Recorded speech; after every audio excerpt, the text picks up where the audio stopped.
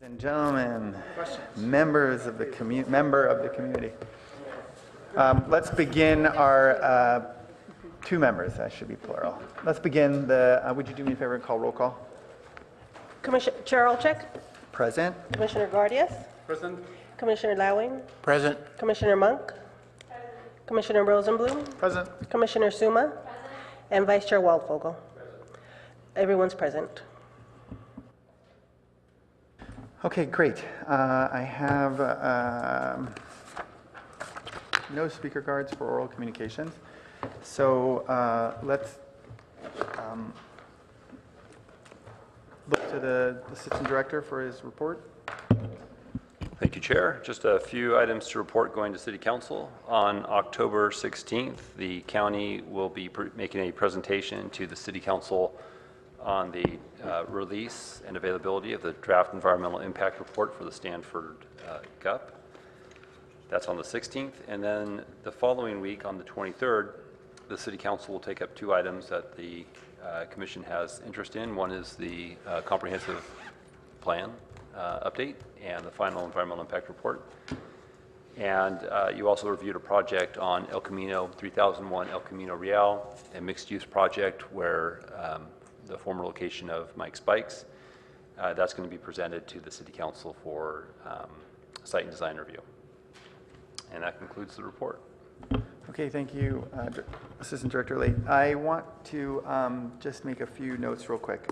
There's a meeting coming up, I believe the 21st maybe, 23rd, where Council will be reviewing our work on the comp plan, or they're going to be reviewing the comp plan that night. And I'm going to represent the Commission that evening for Council. So right now I have Commissioner Guardias as a representative for October, and Commissioner Suma as the representative for November, and myself as the representative for December. I'd like to keep those. There will be multiple commission reviewed items for October. So my hope is that if you're available, you'll also attend the meeting, because I think, among other things, they'll be reviewing the Mike's Bike site and the comp plan. I'm basically letting you know that I'd like to join you that evening to also represent the Commission with respect to our work on the comp plan. And then the other thing that I'd like to do is that I realized this week during our pre-commission meeting that I have never calendared Commissioner Monk for representation. It was supposed to be November. Yeah, in front of Council. So what I would like to do with Commissioner Suma's agreement is to allow Commissioner Monk to represent the Commission in November. Which you were technically scheduled to do, but you just did September. And so I think, I'm not exactly sure why you never calendared. But There were like 3 times we announced it, I don't know. nonetheless, let's have, if you make a note that Commissioner Monk will represent Commission for the November month of Council meetings. Yeah, for this November. And then we'll revisit the calendar again next year. And that's why we don't have Commissioner Monk on schedule right now, is because she joined the Commission after a few months, or maybe it's after we had For whatever reason, set that schedule up. It didn't work out. But yes, we'll have her marked down for November with the. Yeah, let's do that. Okay. And then obviously whoever's in charge of the Commission next year can create a new calendar. Okay.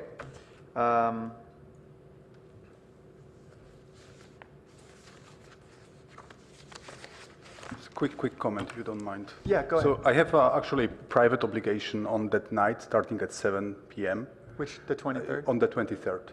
So I can attend the meeting with the council.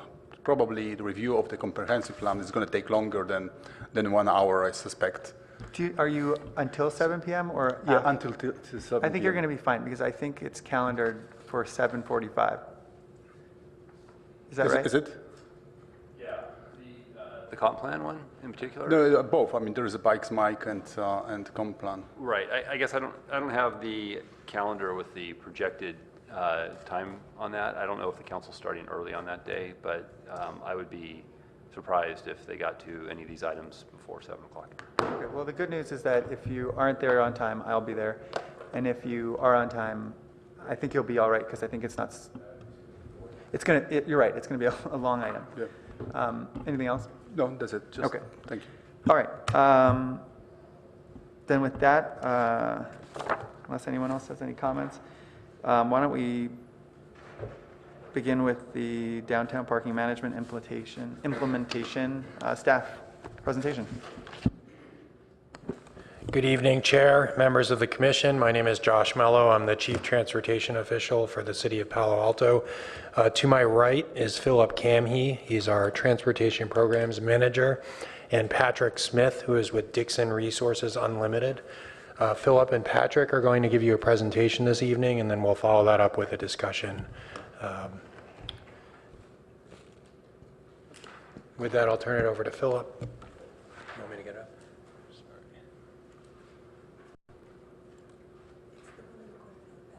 This one? No, over there on the right hand, 2017-10. This one. That one. Apologies. So I'm going to start off just by reading an email that I actually sent in response to a question that Commissioner Monk asked, and it really gets at the core of what are we doing here? What are we talking about tonight? And that is the idea of, or the concept of being able to control parking and occupancy as a tool to use in part of our three-pronged approach to reduce parking and traffic demand. TDM initiatives is the first one. Parking supply initiatives is the second one. And residential preferential parking is the third one. And that's what we call the three-pronged approach to reducing parking and traffic demand. And the reason Susan asked the question about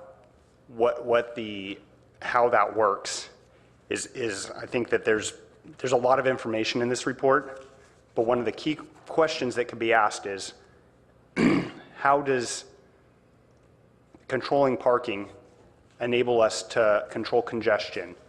And the answer to that is that if parking's free and available, occupancy levels will exceed the desired levels and will cause autos to circle for longer than necessary, looking for available spaces. And with the current color zone system, parkers, particularly employees, are incentivized to move their cars every 2 or 3 hours, doing what we are calling hopscotchers. And if parkers are required to pay for a spot, many will choose the spot that makes the most financial sense. And I'm just summarizing some of the email. I think you've all received it. But tonight we're here to go back and review some of the study recommendations that we brought to you last time, and to discuss 4 separate implementation scenarios that we've discussed and explored with the city departments, and also members of the community have recommended. We'd like you to provide feedback on next steps, and we're hoping that you'll recommend that if City Council approves full implementation of paid parking, that they consider the study recommendations that we'll be covering tonight. And with that, I'm going to turn it over to Patrick Smith with Dixon Resources. Good evening. Thanks for having us. We were actually here in August, and I think that night you spoke with my colleague Julie Dixon. She couldn't be here tonight, but I'm filling in. And I'll begin. I'll kind of rehash what we went through last time in a quick summary of the recommendations that we provided. But we are Dixon Resources. We are the parking consulting firm that's been working with the city for about 1.5 years now, beginning in April of 2016. And then I think we finished off in April of 2017 this year. And then I've been doing some kind of ongoing additional support related to our recommendations and the study in general. But to begin, concluding our parking study, we came up with a number of different recommendations. But I'll begin with the first one, which was kind of revamping your comprehensive parking permit system. And that's kind of goes into not only making the online permit application and renewal process easier for your community and your residents, but also making it easier and more efficient for your internal parking-related staff. As part of that, in the long run, our goal is to have you kind of roll your citation processing that currently operates within the PD and enforcement, kind of roll that under this comprehensive parking management system. The second recommendation, I think the larger of any of them, is paid parking. And with that, based on our kind of our takeaways from our study at large, including our data collection, your occupancy demand downtown is extremely significant, far above anywhere that we've ever seen. And as a result of that, we think that a community like yours is fit for paid parking. There's a number of different kind of hybrid approaches you can take to implementing paid parking, and that relates to the technology in which you would implement. For the city of Palo Alto, we've come up with a hybrid approach to parking meters per se. Along University Avenue and in and around the immediate side streets, we would recommend single-space parking meters. For your outer lying locations, we would recommend a pay station or a multi-space parking meter. The reason behind that being that as your perimeter streets get closer to your residential areas, we kind of want to reduce the amount of what we call street furniture, given the fact that those parking meters are rubbing up against your residential districts. So eliminating single space meters for every parking space and instead putting a single pay station on a block face is a much more aesthetically pleasing approach. This just gives you a quick idea of the parking technology that we're referring to. On your left are your typical single-space parking meters. I think the far left meter, everybody here may be familiar with. They're in and around the Bay Area. The multi-space stations on the right are again scattered throughout the Bay Area, but they allow parking or transactions to take place at one sole location versus individual meters.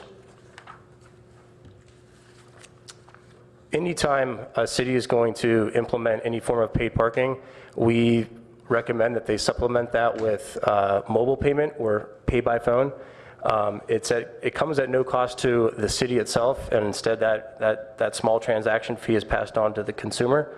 The goal with any paid parking operation should be to make parking easy and accessible for anybody who's looking to park in your downtown. Mobile payment just provides one other approach or one other way to pay for parking.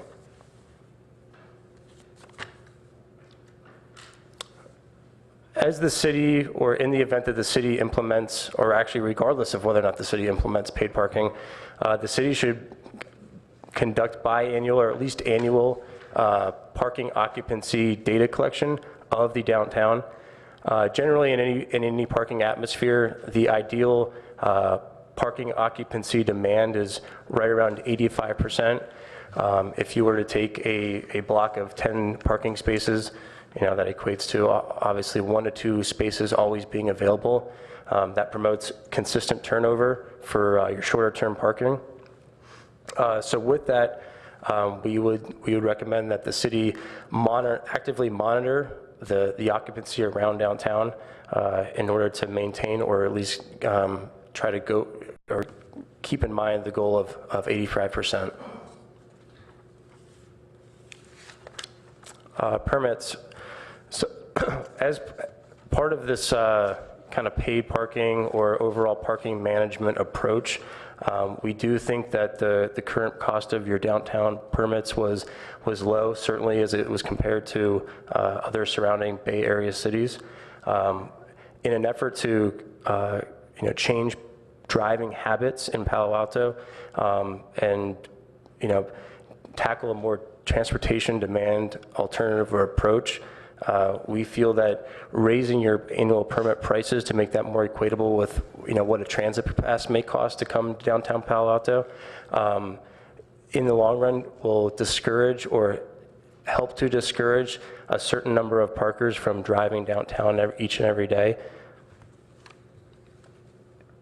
And from what I understand, this recommendation is in the process or is in the works. I believe that there is a permit increase set over the next couple of years, and as a part of that, also reducing the number of annual permits provided. Yeah, I'll step in there. On July 1, we increased permit prices, and part of that was to City Council's plan to provide funding to the TMA, which was recently approved.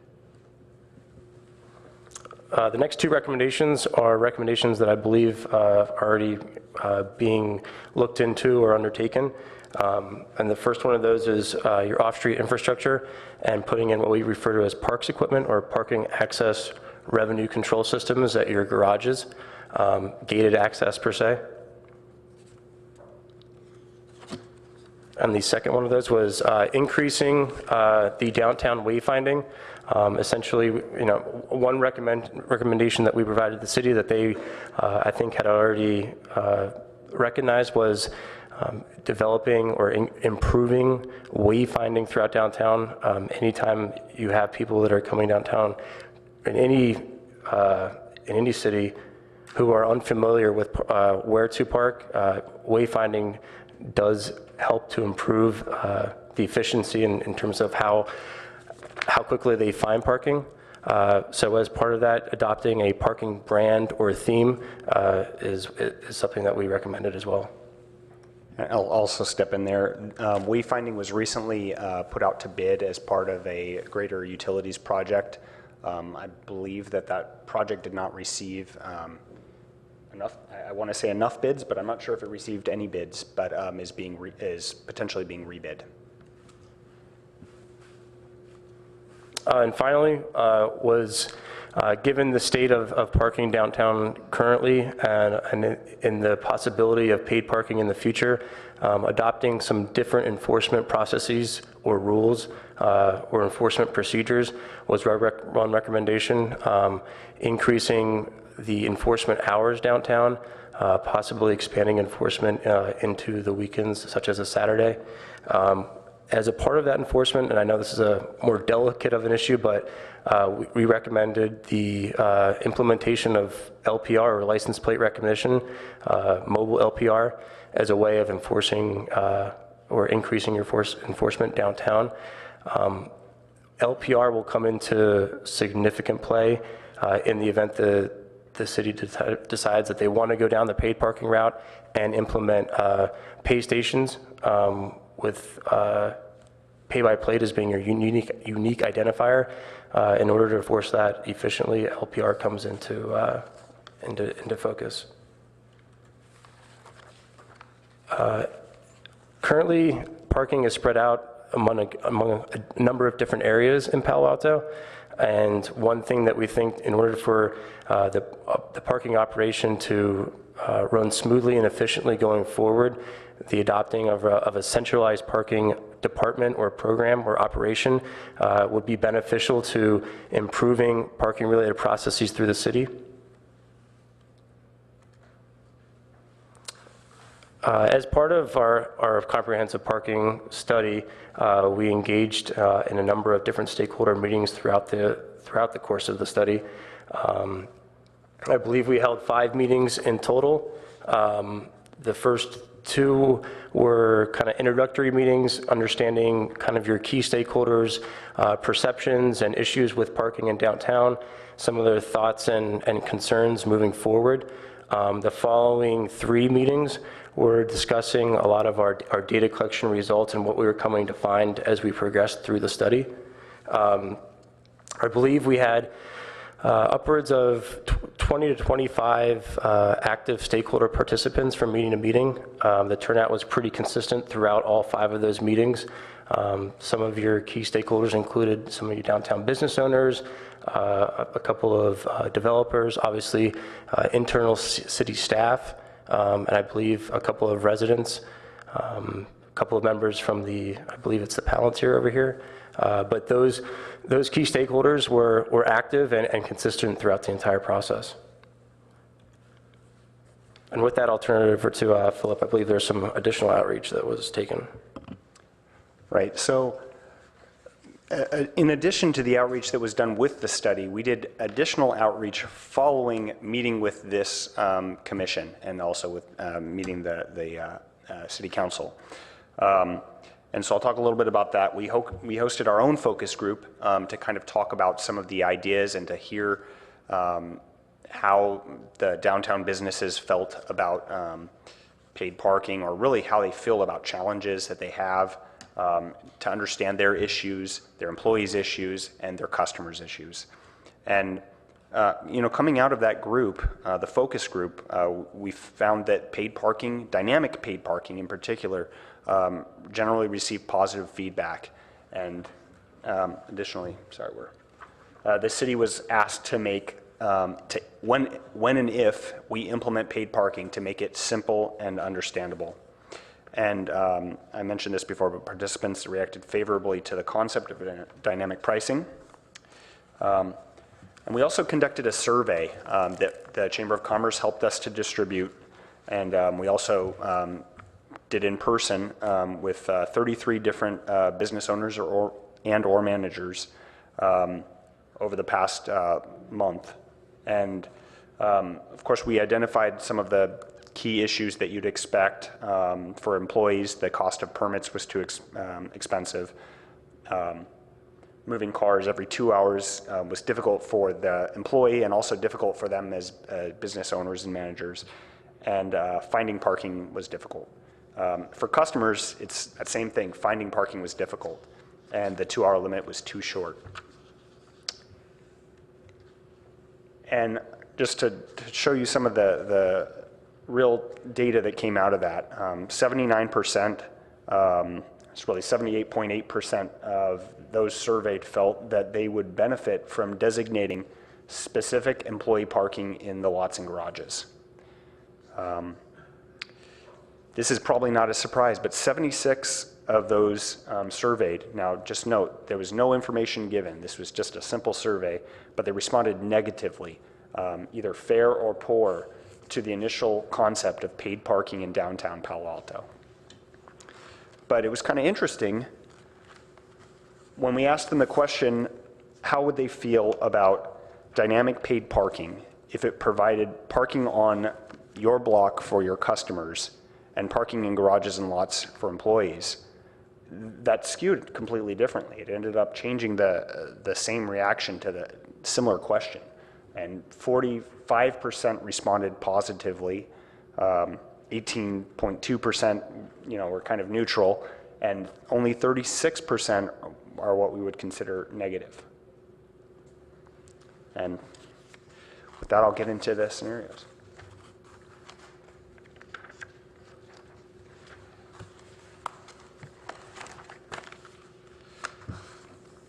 So we've looked at 4 different parking scenarios, and there could be a lot of different modifications, but I'll kind of talk through the 4 of these, and Patrick will jump in and tell me when I'm wrong or hit me with something. But the first scenario is paid parking, lots and garages only, and that means implementing paid parking only in the lots and garages, not, yes. Are you referencing to a document that we have? No, I'm just PowerPoint. So we don't have a printout? Okay. These scenarios are included in your Which page are you? staff report as In the well. staff report. Yeah, the scenarios are the options or whatever on pages 11 through 15. Page 22. Thank you. I'm just going to verify I was right about that, but I think it's pages 11 through 50. Yeah, starting on page 11. And the first scenario or option would be paid parking in lots and garages only. So this is assuming that parking meters and pay stations are installed only in surface lots and garages, and the garages would be outfitted with parks, gates or gateless, gated entry. And the color zone rules would not apply in garages and lots. but they would continue to be retained on street. And we would offer to long-term parkers to park in lots and garages and you know, theoretically include a low-income permit, which was a study recommendation that could, you know, further provide an ability for some of the employees to park in the lots and garages. And the short-term parkers would continue to use on-street spaces. In reference to this scenario, typically when we go into a city or any city is looking to address their parking issue or parking problem, the issue usually lies within the downtown core, and the goal is to usually push parking to your off-street locations, which are historically less occupied than your on-street spaces. In this current scenario, we would almost be reversing that.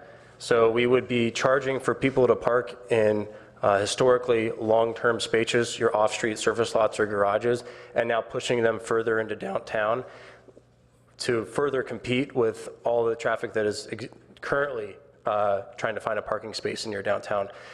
So rather than addressing the problem from the inside and working out, we would now be working from the outside in instead of pushing parking towards our outer perimeter lots and garages. We would now be shoving it back down towards the downtown.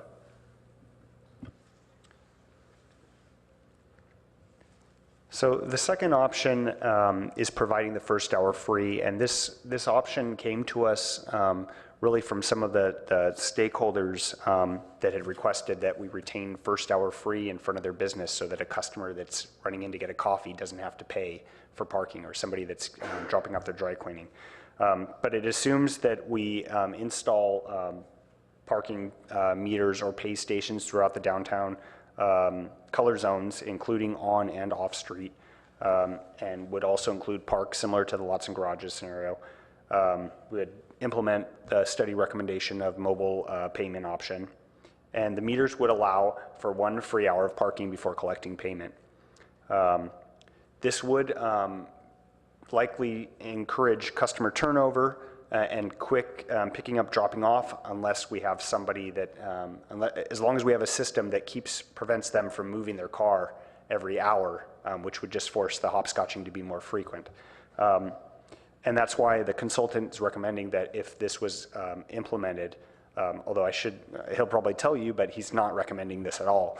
But if it was implemented, that we look to do it with LPR and parking sensors so that we can really tell how long somebody's been parked in a specific area.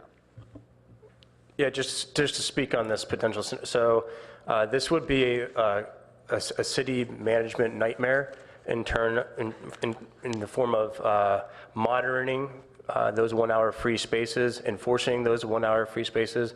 I'll use the city of Boise, Idaho as an example.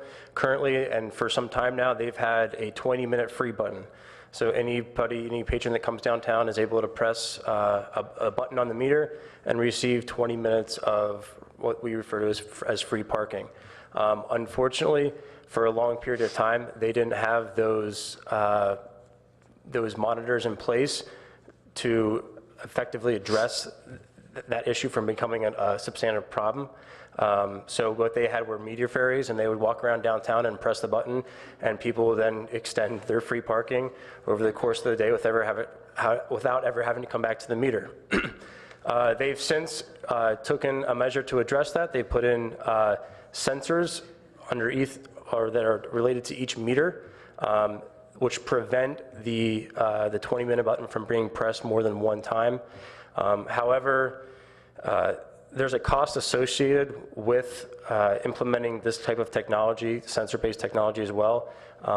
And to provide 1 hour free parking, you're going to have to, in order to kind of maintain and pay for the technology itself and any ongoing fees and costs that are associated with that technology, you're going to then have to, the 1 hour free is great on the front end, but you're going to have to make up for that lost hour of paid parking in some way, and that's going to have to come at the back end, which is your hourly rate after that first hour free. So there's a push and pull here. In addition to that, the increased enforcement staff that you would need to downtown to effectively monitor these spaces on a such a consistent or frequent basis in order to capture those people who are pulling in and pulling out. We foresee this as just being a significantly hard problem to monitor. The third option that we're looking at is escalating charges with no time limit. This also was something that I think we might have even discussed it with the commission here, but we definitely heard this from stakeholders.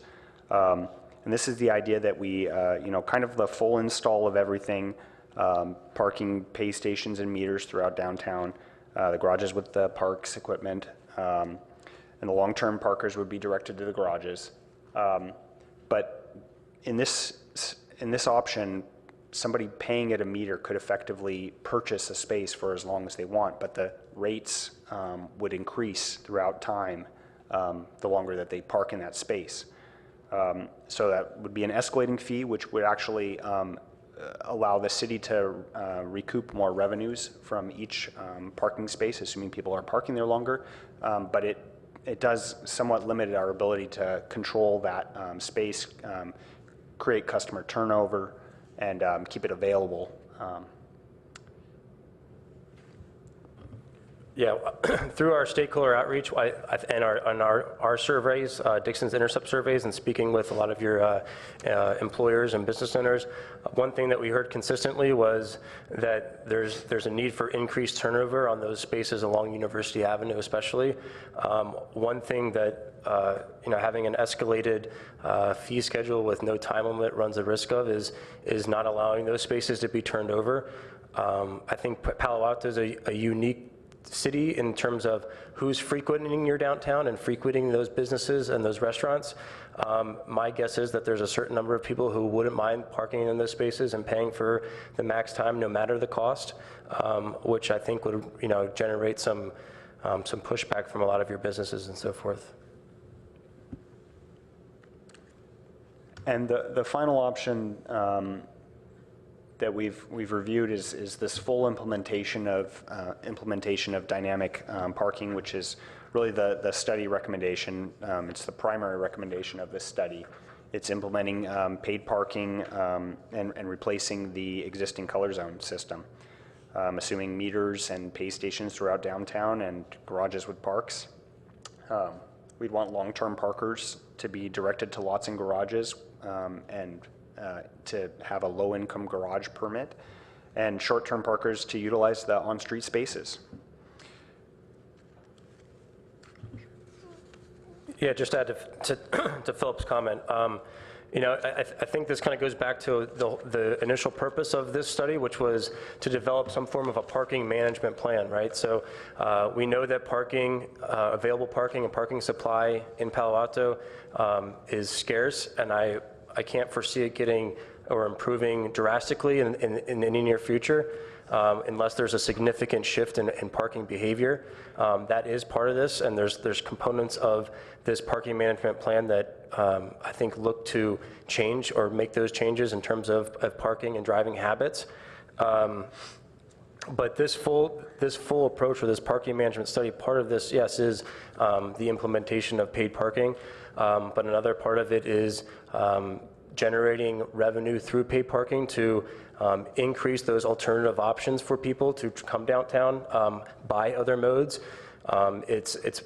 There's an enforcement component to this because with any paid parking program, enforcement is going to be a key player in terms of managing and ensuring that people are abiding by the paid parking rules. This looks to address both your on-street and your off-street in a number of different ways, via permits, via paid parking, via a change in time limits, and so on and so forth.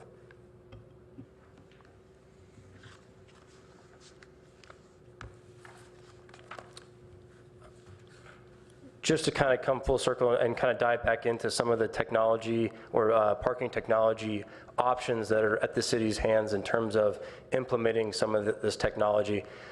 In particular, multi-space pay stations or multi-space meters usually come in 3 different configurations.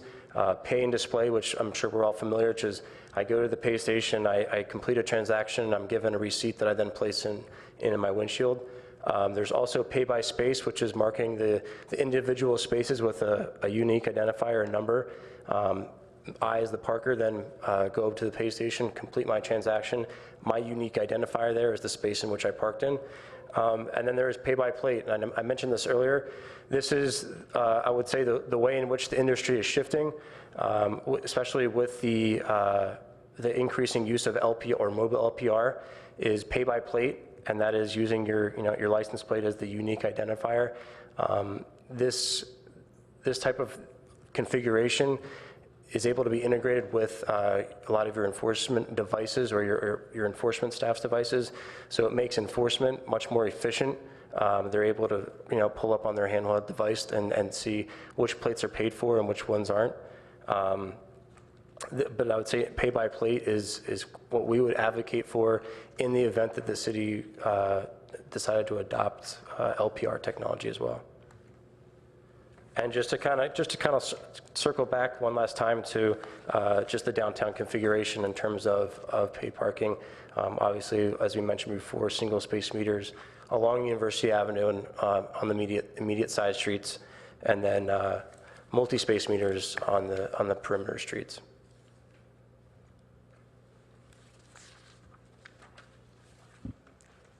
Okay, Yeah, I think so. Before we go to Q&A, I just want to make a really quick point. We realize this is a heavy lift. When we went to council, they recognized that, and they sent us back to PTC and Finance Committee to come back with a more firm implementation strategy and a finance plan, and that's what we're doing today. This is a complicated series of interlinked decisions that are all dependent on each other. So when we get into the Q&A, I just want you to recognize that the recommendations that came from Dixon are interlinked, and they're not necessarily able to be segregated from each other. They're dependent on each other somewhat. And then just lastly, there is some common question around this about why we're doing this. And I just refer you to the analysis section of the staff report, program T49 from the comp plan, which is implement a comprehensive program of parking supply and demand management strategies for downtown Palo Alto. So this is implementation of the comp plan in real time. This is what it looks like. This is our recommended comprehensive parking management plan for downtown that we're discussing tonight. And with that, we'll gladly take questions. Okay, thank you. I have 2 speaker cards. I'm going to open it up so that the public, the members of the public that are here can have some time to speak, and then I will turn back to the commission for questions and comments. And we will use lights. Okay. I have Jeff Levinsky and then Faith Bell. Each of you will have 5 minutes.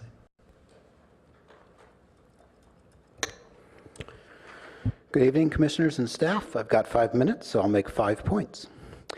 Point 1, there's a very simple option for limiting zone hopping that the report doesn't mention.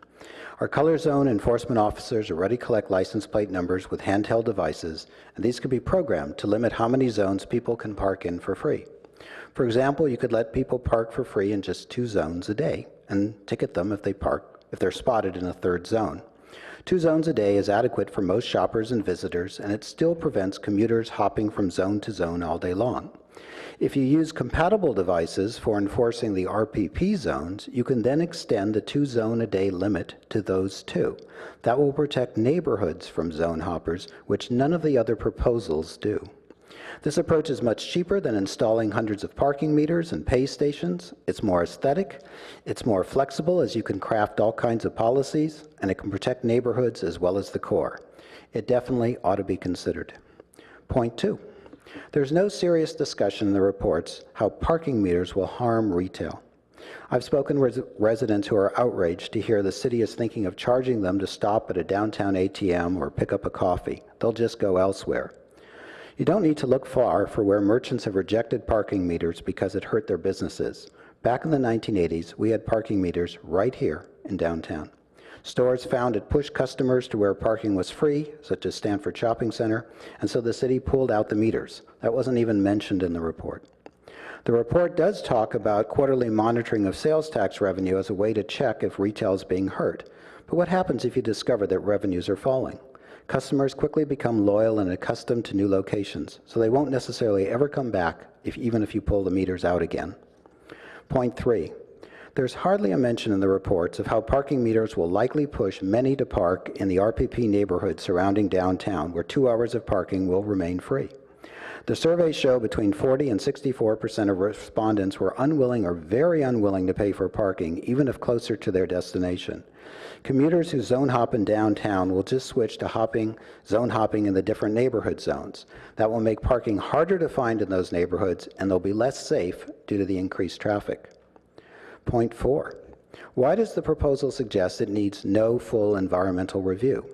On page 15, it lists how paid parking conforms with some comprehensive plan policies, but then it omits other policies that will conflict with paid parking, such as encouraging local retail and protecting residential neighborhoods from commercial development.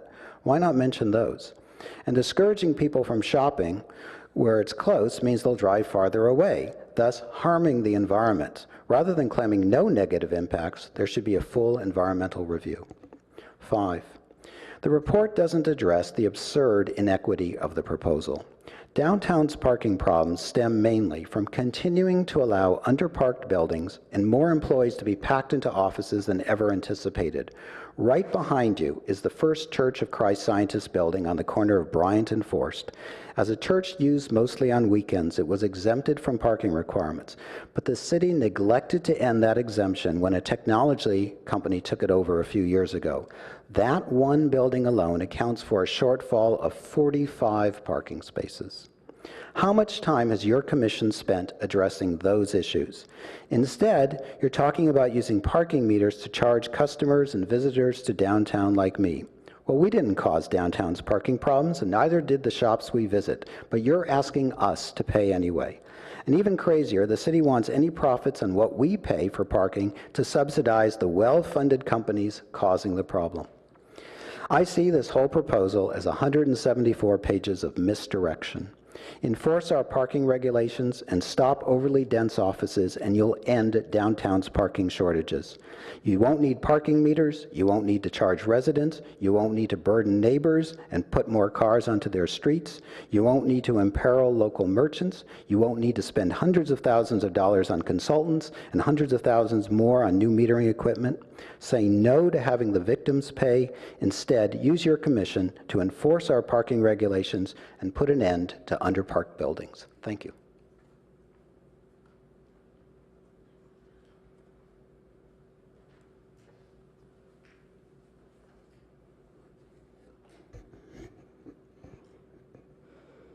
Good evening. I'm Faith Bell. I run and own my family's 82-year-old bookstore on Emerson Street, Bell's Books.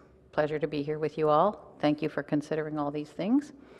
The City of Palo Alto has frequently voiced concern about preserving the independent retail community here in Palo Alto, but I have to feel that paid parking could be a death knell for some of those businesses. I'm representing 9 different business owners in my immediate block, within 2 blocks adjacent to me, and this was just done in a 2-hour walk around town this afternoon. I'm finding that surveying 33 business managers when we have 900 businesses here downtown is laughable. I'm sorry, I know that you're probably doing your best, but there are a lot of people here who have a lot of opinions, and 33 is not going to represent them. James Christensen, the manager of McCroskey Mattress Company, said this would be suicide to his business. Tom Wilson, the owner of the Goldsmith, said it's one more bar to success. Isn't there enough competition from all the shopping centers in other towns that offer free parking? Valerie Rico, the store manager of Title IX, says to say no to paid parking and fight the good fight. The owner and managers of Tea Time say it's a very bad idea. Caroline, who's the owner and manager of the UN store, which has been there since, what, 1960 maybe earlier, I don't know, but does a huge job of raising money for children in need and has on the backs of volunteers for a very long time, says it's deadly. She says, good Lord, what else will they come up with to make small business impossible? Several bankers I've spoken with were in great opposition to it. And Sonia Jorgensen, the manager of Keen Garage Shoes, says, thanks so much, let's just make a hard situation impossible. Rob Fisher, who I'm sure you all know is the owner of Gravity Bar, Reposado, and the Peninsula Creamery, says it would definitely reduce his business. We are not welcoming this in the business community, so don't fool yourselves that we are. I've had a number of my customers express dismay at the idea of paid parking, saying, isn't it hard enough to park here without another hurdle? If paid parking, quote, discourages a certain number of drivers from coming town, as you've said, then why is that helpful to the retail community? Isn't there an intrinsic assumption in this that we only want people to come here if they have enough money to not care about additional expenses? I would prefer us to be more egalitarian. The importance of browsing at a bookstore can hardly be emphasized enough. The pleasure of drifting through locally owned businesses and finding something you love to take home is essential to our shop and other shops' survival. I have serious doubts that all of my customers wish to pay for the privilege of simply being allowed to come downtown. My family's already paid over $100,000 in parking assessments to build the garages. We paid that willingly on the assumption that we would then get our customers a place to park, but no, 2/3 of them got rented out for permit spaces, and we were left with much less than we had originally. Don't our customers deserve to benefit from that, at least? I'd ask you to think really seriously before you put parking fees anywhere downtown. It's very problematic for the business community, and we do not support it. Thank you for hearing me. Okay, thank you both, and I hope that you will have some time to sort of stick around. So, because I think that these viewpoints may encourage some questions from the commissioners. So I will leave the public comment open in case some of the commissioners have any specific questions for either of you. Okay, I have a light. As you guys light up, I will write your names down and we will go in order. First come, first served. Could I just ask procedurally how you'd like to go forward? I mean, it seems like paid parking is sort of the big issue that maybe we should talk about that first because other things fall out, but there's other ways we can approach it. So I'm sorry, as opposed to? As opposed to asking detailed questions about the 4 options that they present or digging into the study. We can go a lot of different directions. People could start talking about meters. And it seems to me like meters are a little bit farther down, depending on if we are enthusiastic about paid parking or not. I did not approach the discussion tonight with a specific, with any specific sort of limitations. Yeah, I thought I would that's my question. So. sort of open it up and give commissioners a chance to maybe ask questions that they have about the staff report in general, and then also have an opportunity to begin a discussion of where they are on the item. Okay. I didn't even want to sort of suggest that commissioners should determine their personal preference for the program even, because I wasn't sure how the conversation would go. So I'm keeping it very open, if that's all right. Okay, I have Commissioner Rosenblum and then Commissioner Monk and Commissioner Gardias. Thank you. And as you've noted, we've seen this in front of us a few times now. So I'm always of the mind that the philosophy that we need to properly attribute costs to a resource is correct, fundamentally correct. That since we've made this thing free, it's overused and it has repercussions. So it's hard to find parking. People drive around until they can find parking. I want to separate that from who should bear the burden, so what the pricing should be for various groups, because I do have questions about that, and also around how to support the businesses themselves. So my first big question is, many communities in our region have made a switch recently from free parking to paid parking. And the report makes mention of that and also mentions that Mountain View is about to undergo they're the same process. So they're, I think, at their second study session or first study session. So they're just one step behind us in this. And so I'm curious, what happened to the retail businesses in, say, Redwood City or San Mateo or others when paid parking was introduced? Because I assume that they were also very much opposed. I think all retailers are always worried about free parking being converted to paid parking. And so was there a study done in those communities of what happened in the aftermath of their conversion? As to whether or not there was a specific study or reflection done on how that worked out, I'm not immediately aware.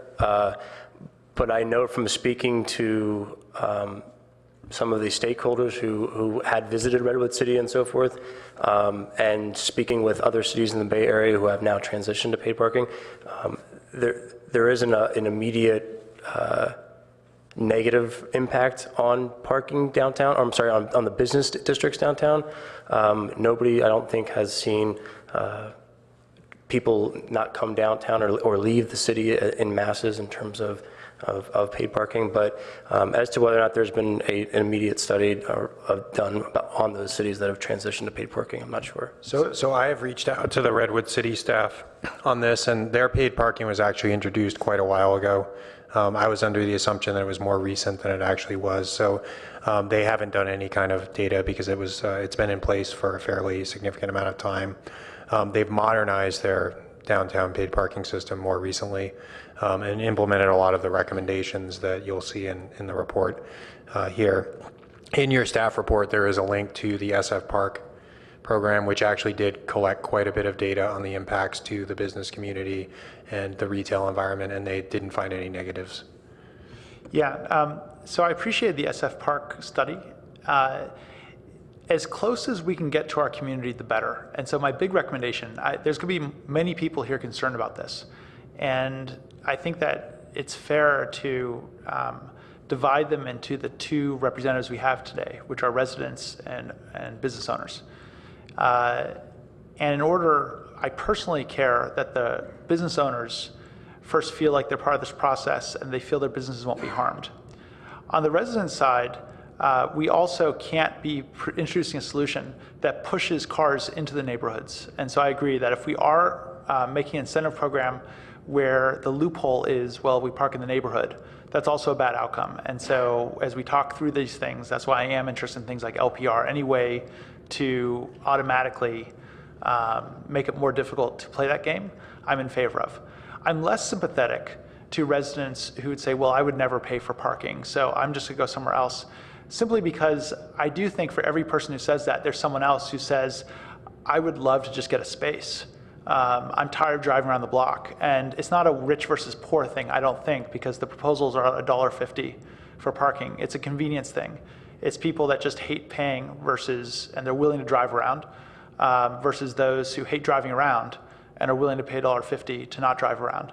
And I think I used to fall into one of those camps. I would never pay for parking. I would go to any length. And I'm now in the other camp where life's too short. I just want to get in my place. And also I'm sensitive to the fact that driving around the block is just bad. It's bad for traffic, safety, environment, and all of that. So in terms of the concerns that I would love to see the consultant and the city address, first is for the business owners. And to the extent that we can get business owners, and so maybe Redwood City is not the right example, but there are others up and down the peninsula that have done this, to get a forum together with business owners from our city and business owners from other cities to talk about their experiences and their fears and what can be done. I think that's of primary importance. And then number two, to protect the residents that in the surrounding neighborhoods and make sure that is not the escape valve. Personally, again, I feel like this third set of people who would say, well, I just don't like paying for parking. I think we've seen enough study sessions that suggest that ultimately the parking places still get filled. There will be, if you do your pricing right, some availability left so that people don't have the anxiety of not feeling they can get a place. But my belief is that there's been enough study already of the phenomenon of what happens when you price parking. So my second question is around pricing itself. So it feels to me that the pricing per hour is appropriate. So if we believe the numbers that a parking place in Palo Alto costs $60,000 to build, and you make certain assumptions around how often a place might be used, times the rates that we're proposing up to a $22 or $24 daily maximum, it seems like the payoff period on individuals for short-term parking are appropriate. However, it seems like the price that we're charging businesses is subsidizing them. And I'm wondering how you set the rates, because it feels to me that businesses should be paying full freight, meaning there should be a payback period. If the city's going to invest in parking lots, then that's something on the city's dime. And if we're going to rent that to a business, I think it should be at full freight. I feel the same way about individuals to a certain extent, but less so, because that's a city service we're providing our residents. And so if we lowered the rate for residents, I wouldn't be unhappy. But when I did the calculations, it seemed like the opposite, that actually residents, or not, I wouldn't say residents, individuals paying short-term had a payback period on the parking place, whereas businesses didn't seem to. And so I'm wondering how you set the rates, and whether it's just a pure market dynamic or if there's a philosophy behind it over who should be paying what or what the payback period should be. If I could address the first comments, and then I'll let Patrick maybe discuss what the rates, why the particular rates are recommended here. I certainly think that convening a business forum is a great next step. We can certainly reach out to some communities that have recently introduced paid parking and see if we can form some kind of forum with business owners from Palo Alto. But I do want to say that, I think you'd be hard pressed to find a paid parking program that was wildly embraced by the business community in which it was introduced. We are taking something that's free and charging for it, and very seldomly in the public realm do you do that. Generally, things have a cost to begin with, and you're increasing the cost. There's not a lot of places where we introduce a fee to something that's historically been free. So I don't know that we'd ever be able to come to you and say the business community is fully on board with this. If I was a business owner, I would, take the same position and try to protect something that's currently available free of charge. I do want to draw your attention before we get into the pricing to scenario 4, which is the full implementation of dynamic parking, and call your attention to the third bullet point. This type of system would allow for variable rates and does not require parking fees at all times. Essentially, we are putting in place the equipment we need to dynamically manage our supply downtown, and we would manage that through variable pricing. That means that at certain times, if we document that people are starting to displace into the RPP district and there are vacancies in the downtown core, we would reduce the rates in order to move those people back into the downtown core and out of the RPP. That would be done through real-time monitoring of occupancy. We can't do that real-time monitoring without implementing the system that's required to do that monitoring. And that's what we're really talking about here. We're not necessarily talking about setting a fee, sticking with that fee for 10 years, regardless of what the impacts are to the businesses, and just turning a blind eye. This is a dynamic management of our downtown parking supply. I can speak to how our parking permit prices were set historically up until this past year. So as you know, there's an in lieu fee that was collected, from businesses that were not providing the amount of parking that they would be required under the zoning code. That was, at a couple times in the history of downtown used to construct parking garages. There's a fund called the University Avenue Parking Permit Fund, and that's used for maintenance and operations of the downtown garages, public works cleaning of restrooms, concrete power washing, sign installation, elevator maintenance, anything required to, policing the garages, enforcement. The permit prices up until this past year generally just covered the maintenance and operations. The in lieu fees were used to construct the garages. The permit fees were used to maintain and operate. This fiscal year, starting on July 1, the permit prices were increased to be more in line with the cost of an annual transit pass. if you were to buy it out of pocket, a Caltrain pass or a VTA pass, and the excess funds are being routed to the TMA downtown to support TMA programs. That's the history of our permit pricing. Patrick, I think, and if you want him to talk about the recommended pricing that they have in their report. Yeah, so as it relates to on and off street hourly rates, there's a few considerations we took into account when looking at those rates. One being obviously some of the surrounding communities and what they're currently charging for paid parking.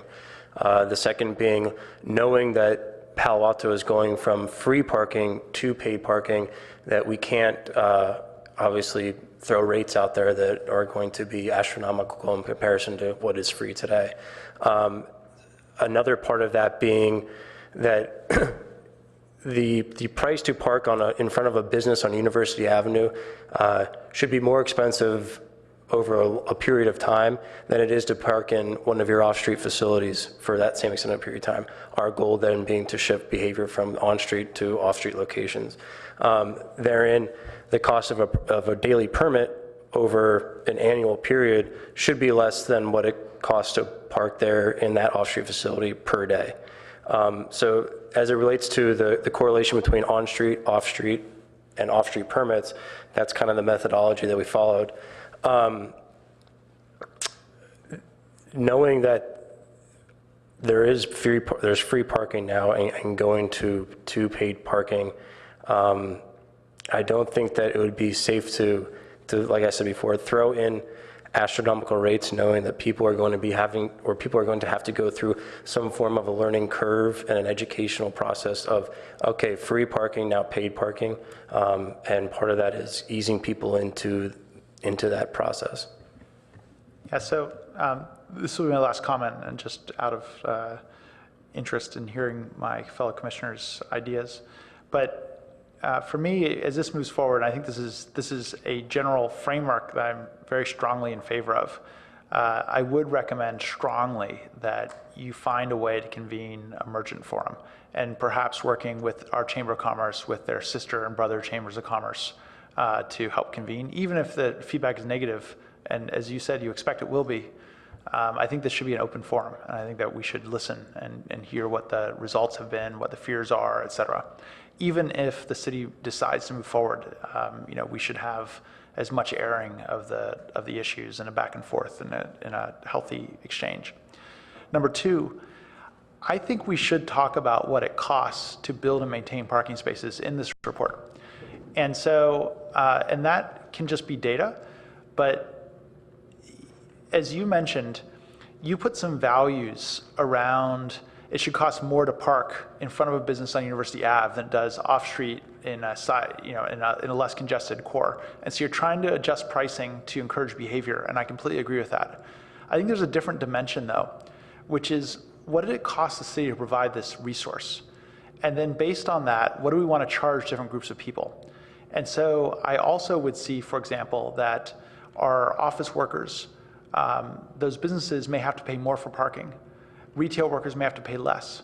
But we want the city overall to realize what we're subsidizing different groups. Now, my ultimate objective is for office employers to pay for alternative modes of transportation. If they have to pay a lot for parking, then they may see that it's in their interest to further encourage people to take other ways to get to the city. So that's my ultimate objective. But at the very least, there should be some number that we all agree this is the annual cost that the city pays per off-street parking place. So if that is, again, if the $60,000 number is accurate and these structures last for 30 years, then it's $2,000 a year. And if we're charging less than that per year, if we're charging $500 for parking pass per year, then we're saying the city thinks it's worth it to subsidize for each one of these workers $1,500 each year for them to park. And we should be able to make that decision. So anyway, those are my quibbles with the report, which I generally like. I know there's some questions about technology, which I'll wait for others to get to. But to me, those would be the main things. Understanding the merchant's fears, getting that out in a public forum, and then getting the pricing more transparent and why we're choosing the pricing that we're choosing. Thank you. Okay, thank you. Commissioner Monk?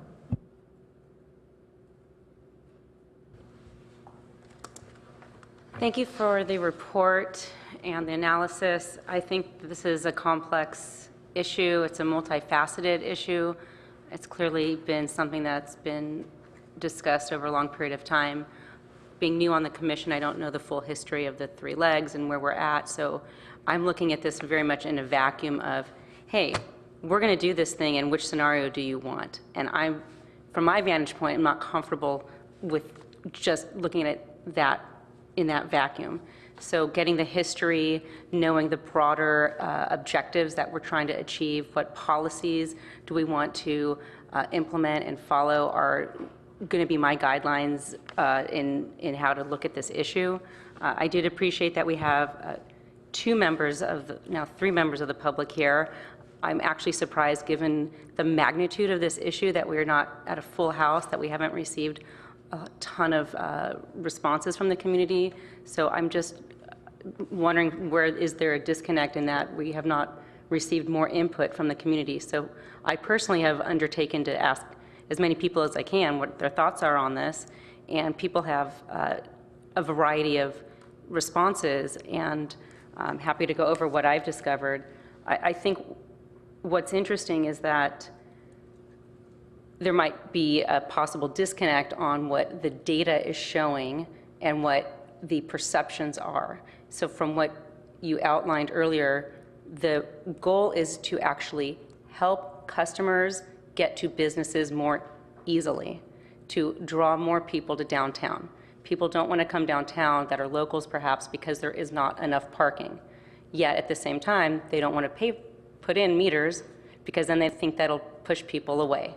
So there's a logical flaw in this discussion that we need to consider hashing out amongst us, and that's why I would support Commissioner Rosenbaum's suggestion, did I get that wrong again? Blum, to have a stakeholder group, because in fact I did reach out, and I'm very concerned about the comments that were brought to us on behalf of Bell's Books and the 9 other businesses that she spoke with. I reached out myself to Russ Cohen to ask if the Downtown Business Association had a perspective on this, and they don't have an official position, and that concerns me. This is the agency that's representing the businesses, and they don't have a position for us. And unofficially, what he said didn't necessarily match up with what I've heard tonight. So we do need to hash this out on a deeper level. As much as I'd like to get things resolved and move forward, I think there might need to be a little bit more involvement. So just to clarify, on what Mr. Lewinsky said earlier in regards to these underparked buildings, I do agree with that, and I think that that might be an issue that's being researched by our TMA. We have not heard from our TMA, so I'd like to ask staff to please invite the TMA to come and present to us so that we're more educated on what they've been up to, what they're doing, what are the trends, why do they think there's been an increase in the demand for parking, the congestion, because again, this is presented to us in a vacuum and we don't have any broader understanding of what's going on in the community, and also what the TMA efforts have done so far, what their projections and plans are. So if you can have them present, I'd greatly appreciate that. I'm not going to get to the scenarios right now. I have a bunch of questions about those, but I would just like to throw this question out there. What would you say is the cause of the increase in parking demand? So I just want to highlight a couple things before we answer that question, both in response to Commissioner Rosenblum's comments and yours. We did have a stakeholder committee throughout this process that was comprised of business owners and business operators downtown. They were very vocal, and all of their input is incorporated into this report. Not all of them were completely happy with the recommendations that came out of it, but they did participate. And we did make some pretty significant modifications to the report based on their input. Following the last time we visited the commission, we worked with Russ Cohen in the bid and Judy Kleinberg in the chamber to convene a focus group of retail operators. Unfortunately, even though we worked through them, only 7 retailers came out to the focus group meeting. It wasn't a big number, but a couple of folks that we had not been able to talk to yet did attend, including the operator of the Cardinal Hotel, and we gained some additional insights about hotel employee parking needs, which we hadn't had to date. Subsequent to that focus group, recognizing that it was inadequate to have 7 people attend a focus group that was intended to help us ascertain the opinion of retailers downtown, we worked with Russ again and Judy to distribute the survey that Philip, gave you an overview earlier, and we had 33 responses, which again is not what we'd hope to get through a survey. The fact of the matter is these business owners are busy. They're not always there in the hours that we go by. When they are there, they're busy doing things related to operating a business, so it's difficult for them to participate in this process. But we did get a pretty representative cross-section of the different types of businesses downtown. Now, certainly we can't say that we talked to even a majority of the business operators, but I am confident that we have a pretty good handle on what the issues are with them and what their concerns are, and what you see before you is has been modified based on that. And then your comment, Commissioner Monk, about being new to the commission and not knowing the full contingent of things that we've been working on downtown. Just a little background, some of the programs that we've advanced more recently are, the Transportation Division did work to create the TMA in 2015. It still only has 1 employee, and she's through a consultant that the city has hired. So they don't really have a staff yet. They have a consultant that's serving as the ED. They're about to hire their first executive director. The city is about to give them a pretty significant infusion of cash. So I think we'll start to see some pretty significant impacts from the TMA. They've already made a 3% reduction in SOV rate downtown from 55% to 52%. Which in a couple years, that's a pretty a big accomplishment. But we can certainly ask them to come and present to you on where they are with their pilot programs and their SOV trip reduction programs.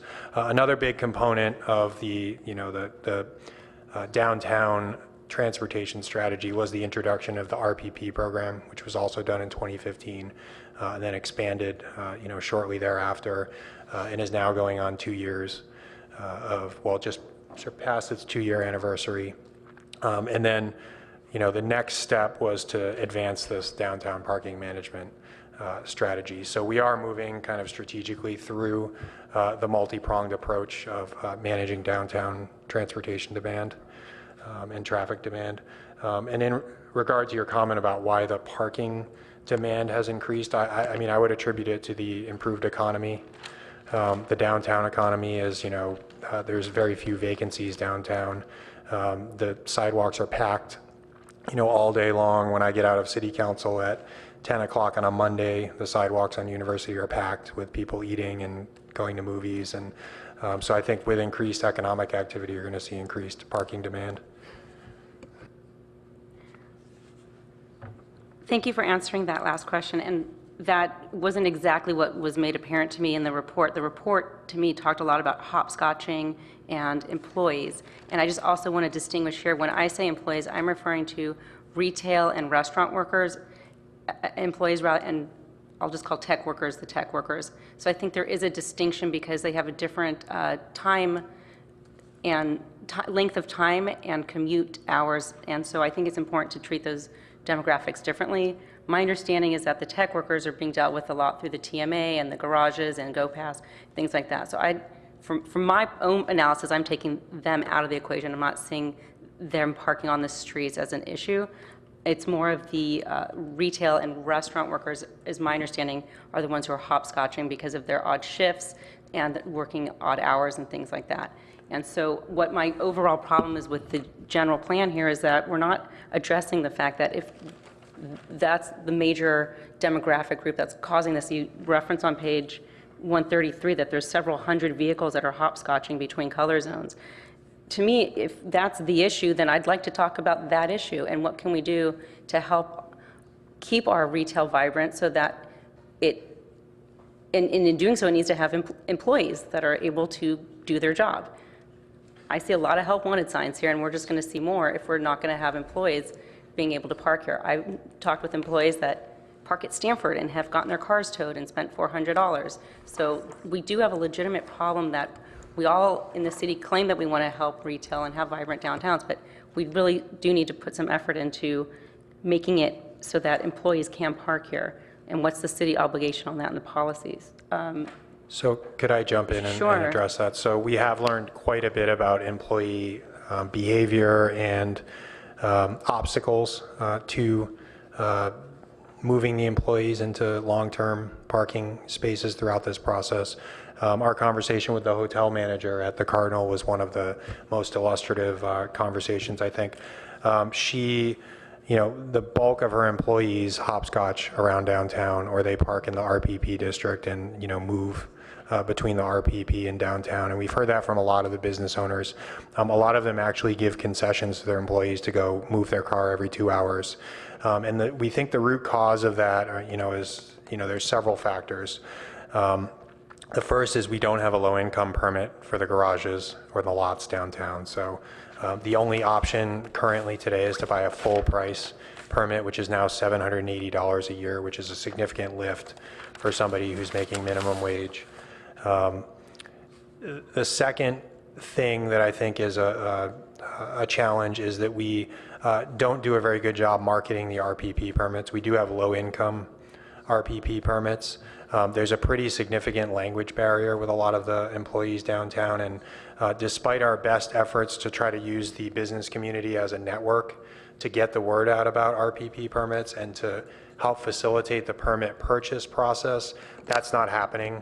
We've encountered quite a few employees who had no idea that RPP permits were even available, and Patrick can confirm that with the intercept surveys that they did at the beginning of this process. But I think moving forward, and this is all in the report, we need to really think about introducing low-income permits for the lots and the garages, and that's one of the recommendations from the downtown parking management study. And then if we're going to continue to offer the low-income RPP permits, I think we need to make sure that they're marketed and available to low-income employees, and that we actually have a set-aside of low-income permits in the RPP. When we begin the permit selling process every 6 months, we set aside half for low-income employees, and we really should be selling more than half to low-income employees because we're trying to shift the more high-income office employees to alternative modes, and it doesn't make sense to be selling more than half of the RPP permits at full price. But I think we need to work on our Spanish language outreach for RPPs, and we need to create a better relationship between us and the business community downtown so that they're getting the word out and that we can, and that they're helping their employees access those permits. So you're saying the 50% that are allocated to low income that maxes out every time?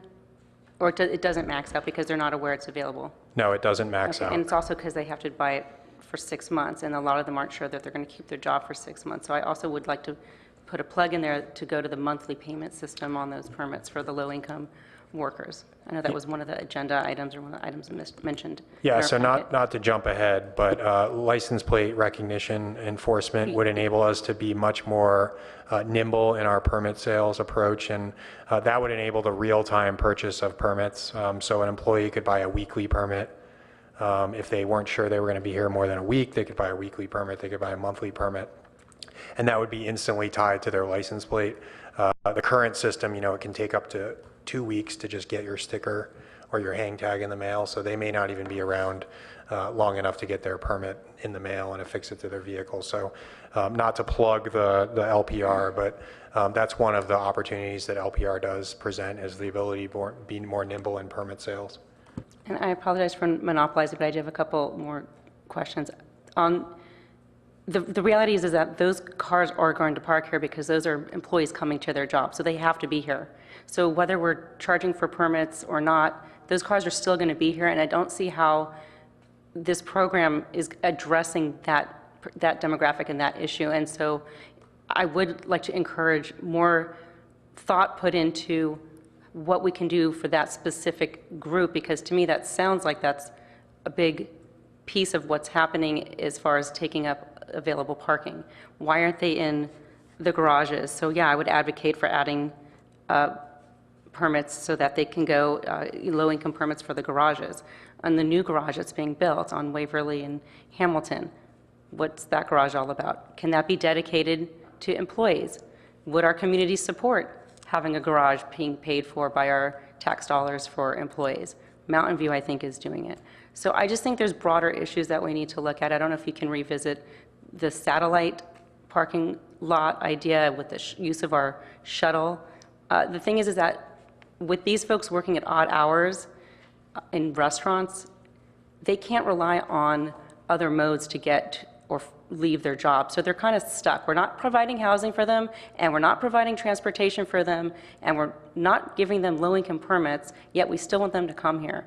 And it's just not a fair situation. So we just need to really put some thought into it and how we can make it more workable. There is definitely land right in this vicinity that we could and should consider partnering with for the employee parking. What's Caltrain doing late at night?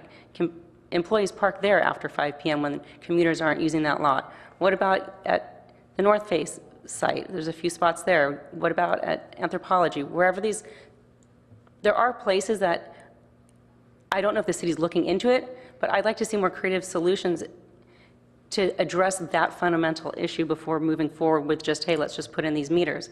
Because I do live in the RPP and I do live downtown, and this doesn't impact me, but I can see what's happening. It doesn't impact me because we have parking where I live.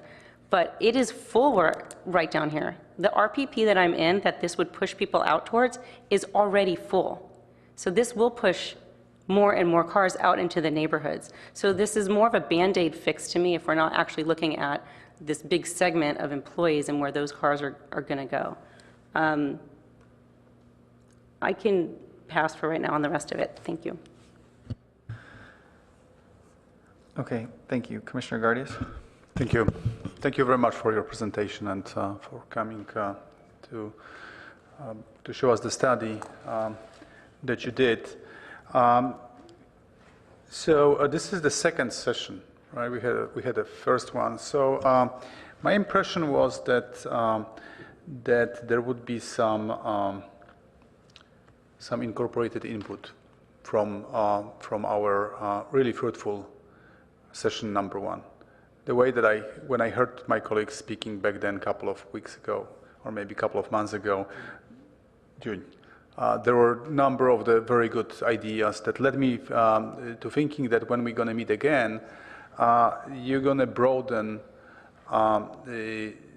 the approach to the parking, although it's downtown parking only. And for this reason, I would expect that that as a minimum, you're going to show us some roadmap with various elements of the parking, different restrictions or improvements, implementation, so we can understand the timing issue of all improvements. Today, we only see this one element, so it's really hard for us to speak to the entire program. Perhaps you have a better understanding. Maybe you have some graphs that show at what point of time you would be implementing or coming to us to implement some different mechanisms of the parking management. This is only one piece, the way I see it. So I would recommend that you go back to the notes, meeting minutes from the prior meeting.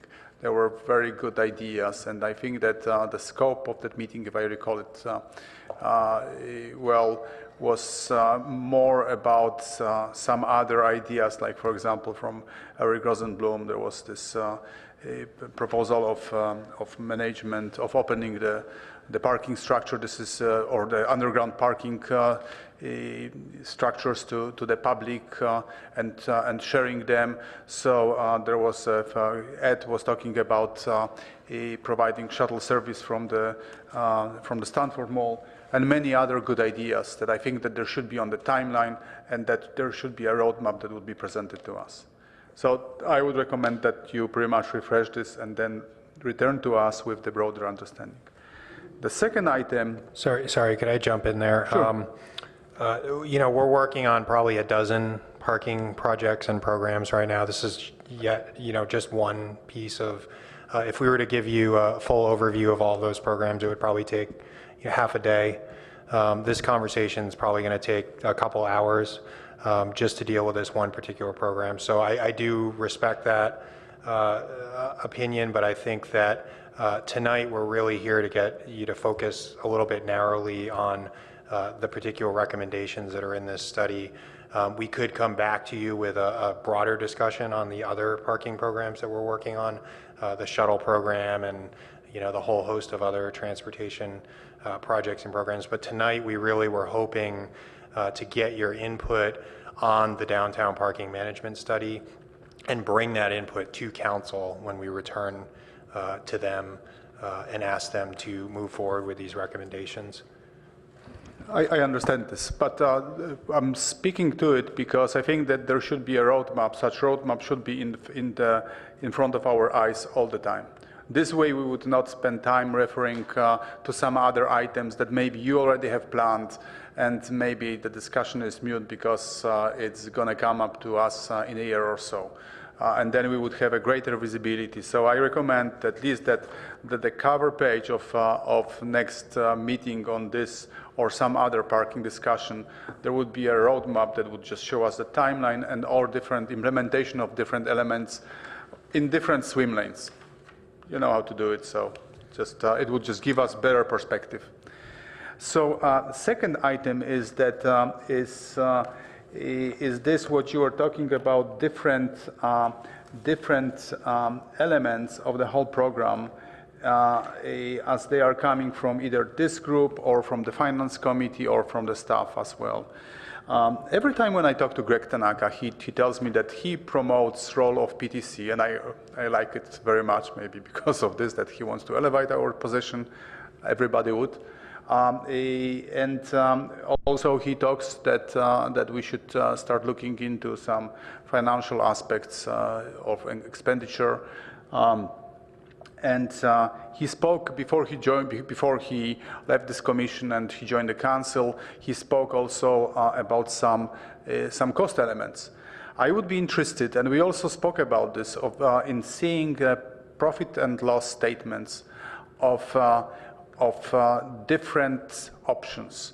I spoke about this at the prior occasion, and I asked about providing us profit and loss statement from the perspective of merchants. One is the profit and loss statements from the perspective of city, and there will be a totally different P&L from the perspective of merchants. And I said that those two might be different. Also, I think that it would be beneficial for us before we make our decision to see some input from the finance committee.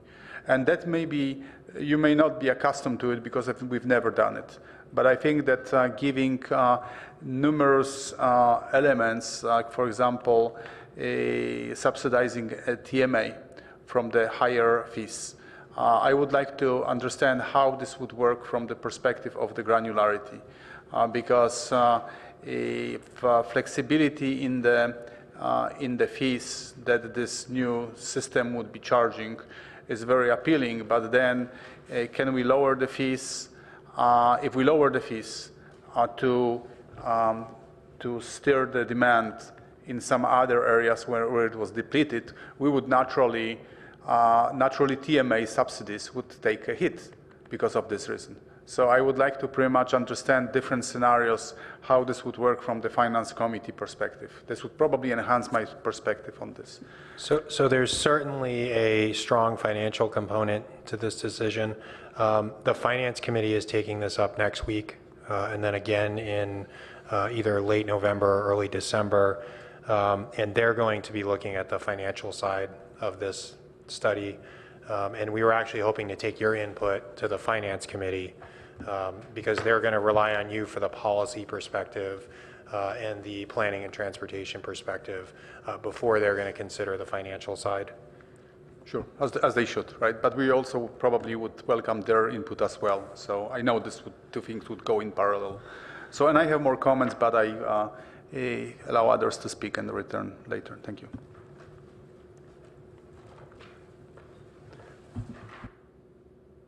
Can I just ask a question? You might have just answered it, but Okay, go ahead, if the quickly. commission tonight isn't in a position to vote on parking, tonight for, if that turns out to be the case. And letting it be decided ultimately by council.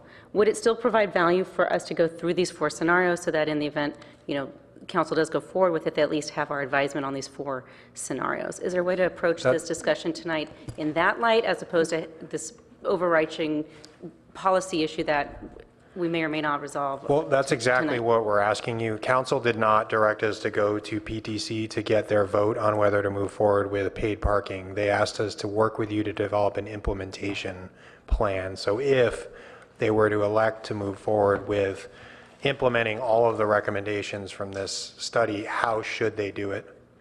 So things like the type of equipment, the structure of the fees, introducing low-income employee permits, those types of things. Okay, and that's an important distinction for me because in discussing the merits of the different programs is a completely different discussion as to should we do this or not. I think your opinion on whether to do it or not is also valuable to the council, but, if they do elect to move forward, I think they'd also want to hear how you'd like them to do that. So I'm going to, just to jump in, I'm going to reference the 4th part of the recommendation that says, recommend to the city council that if council approves the full implementation of the recommendations, that it utilizes the following items as discussed tonight. So that's really what we're seeking tonight is your input on it. Where you're reading? That's from the recommendation. That's number 4 in the recommendation. Page. And it's really, it's also incorporated in 3. It's the recommendation on page 1. It's actually on packet page 6. Okay, I am going to continue so that the commissioners that haven't had a chance to speak yet can participate. Commissioner Lowing, then Commissioner Walfogel. Okay, thanks. I want to talk about things first in kind of buckets of bigger issues like economics and public outreach and the data, and then maybe make some more specific comments. So the first thing I want to mention is that it seems to me that this whole objective here is to have convenient access to retail and service businesses for shoppers and also for people that work there. So, we just lost 2 commissioners. That's what we have to keep in mind. And so I get concerned when I read in a number of places that an important part of this is the economics of potentially raising money for the transportation management. Because as you also openly state, you don't have a sort of a P&L for how this might work, the paid parking. There's no expenses allocated here for very, very high equipment expenses and potential staff expenses and so on. So I just don't want us to be sort of selling this to the public or to council with the perspective of it's going to raise a lot of money and solve all of our problems with transportation management, because we don't have a clue, if it will, at this point. I know there's some hopes because other counties and cities have done that, but we don't know that because there are just so many variables. So I'm just worried that we're being a little disingenuous if we're kind of push that. And the economics are really not the important point except paying for this. It's really, are we solving the problem of congestion and parking and getting people downtown? So that's the first thing.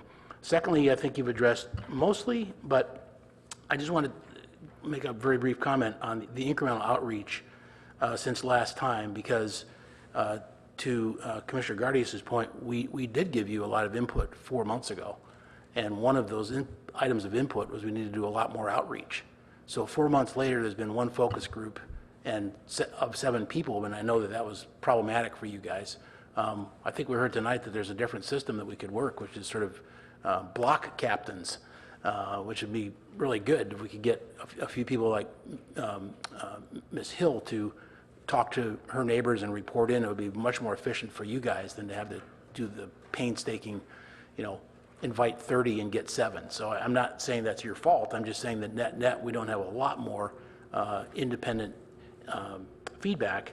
And I mean, let's face it, this is a highly disruptive, massive system for everywhere downtown. So as some of my colleagues have already spoken to, we need to hear from the retailers. And by the way, I would always like to get the exact people who attend these things, including I think the 7 people, but if it were any of those actually service workers that could comment on it, or were some of them, I think you said some of them were retailers, were there any other sort of customers about how they would react to where they would park? I'd like to see kind of what they represented. And I think you said in the report what the stakeholders groups were, which were, at the beginning dominantly a lot of city staff, and then it expanded from there. So, this kind of broad outreach is just really important for something that's this disruptive. So then the third big area that I want to talk about is just the data. And again, we had a long discussion about this at the June meeting. I'm still troubled by this 80% industry standard, which we talked about. Tonight, the consultant said it's actually an 85% industry standard.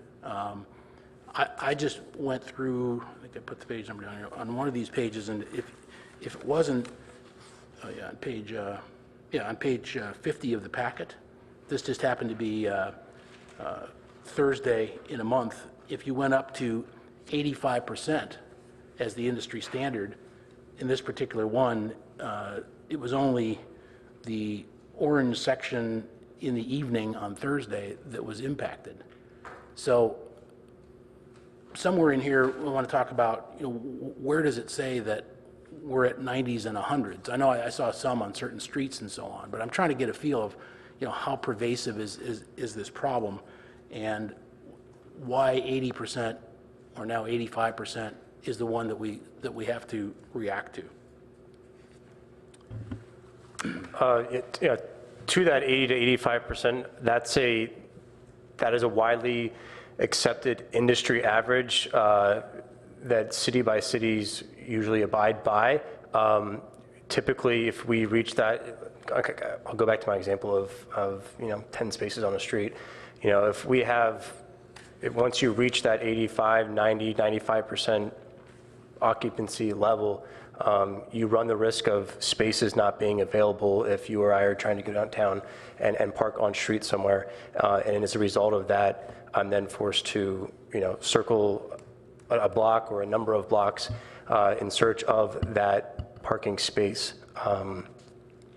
I can tell you where that industry comes from is it's a guy by the name of Dr. Shoup who wrote a book. Yeah. So. But I'm just saying that 80% is not 105%, and it's not 7 days a week or all day parts. It's coming at the typical times of lunch and dinner, if you really look at it. So if I could jump in here and just back up and deal with your points in order. Your first comment about the P&Ls and the finances and not painting this as a revenue generator, I think that's a fair point. We are going to be presenting the P&Ls to the Finance Committee for a thorough discussion on, what the revenue outlook would be under the different scenarios.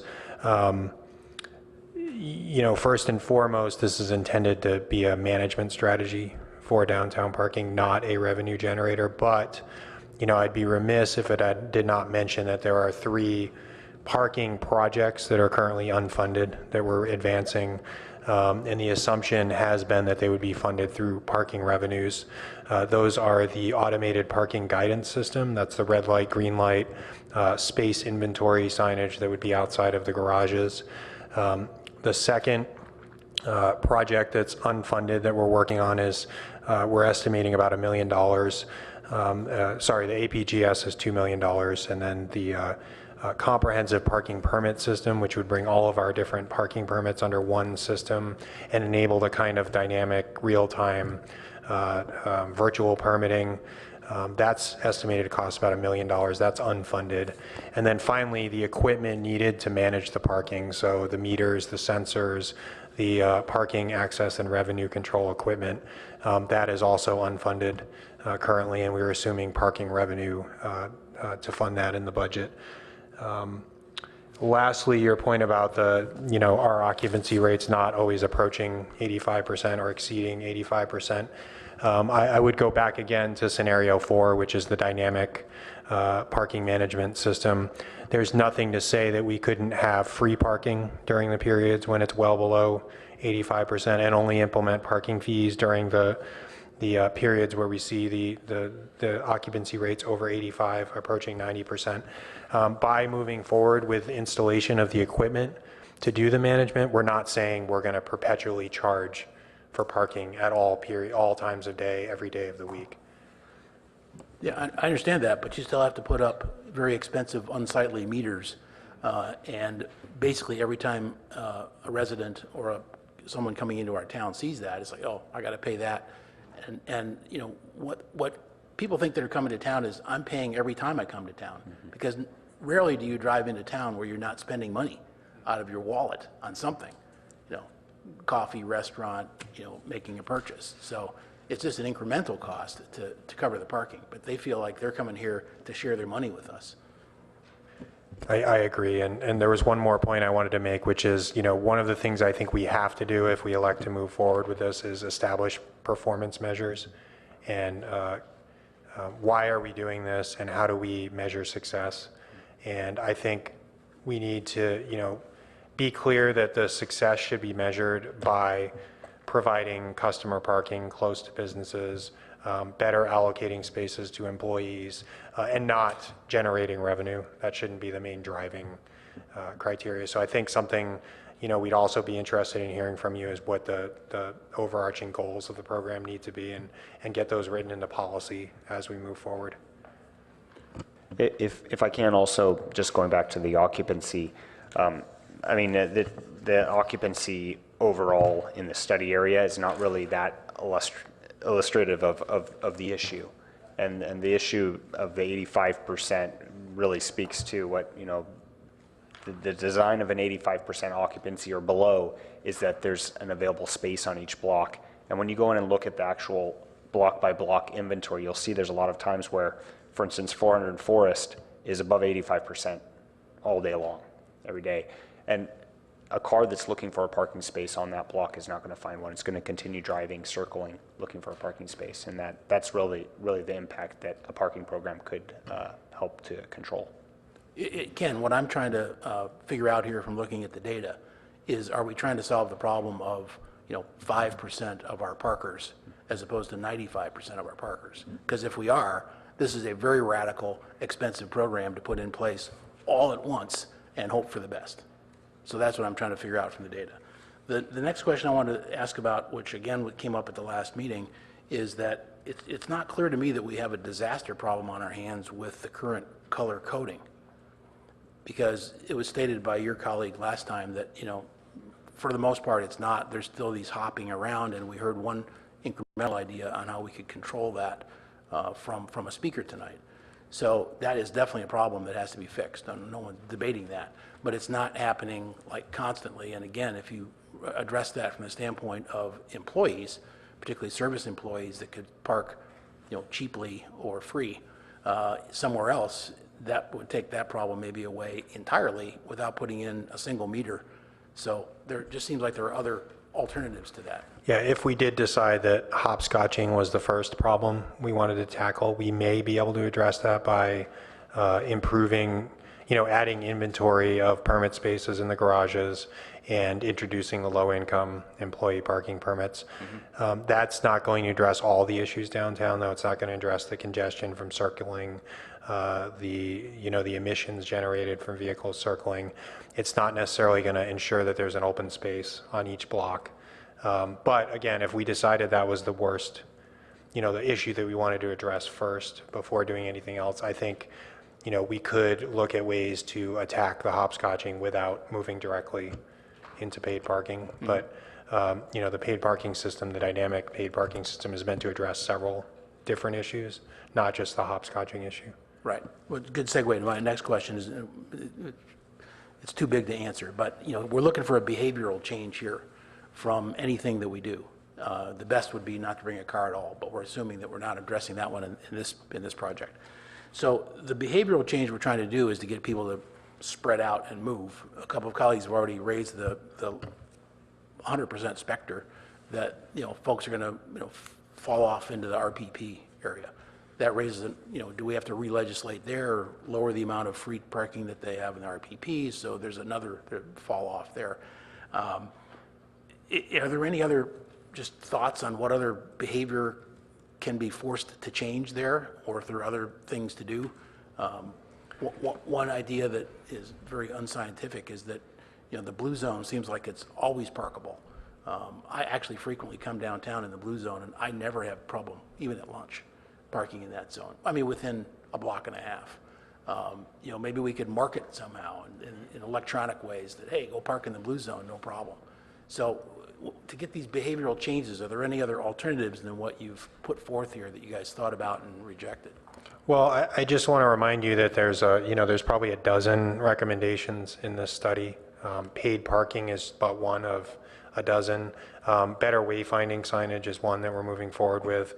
As Philip mentioned, we bid that out recently as part of a larger downtown project. Unfortunately, we didn't get any bids, so we're now negotiating with contractors to see if we can get somebody under contract to install the signage.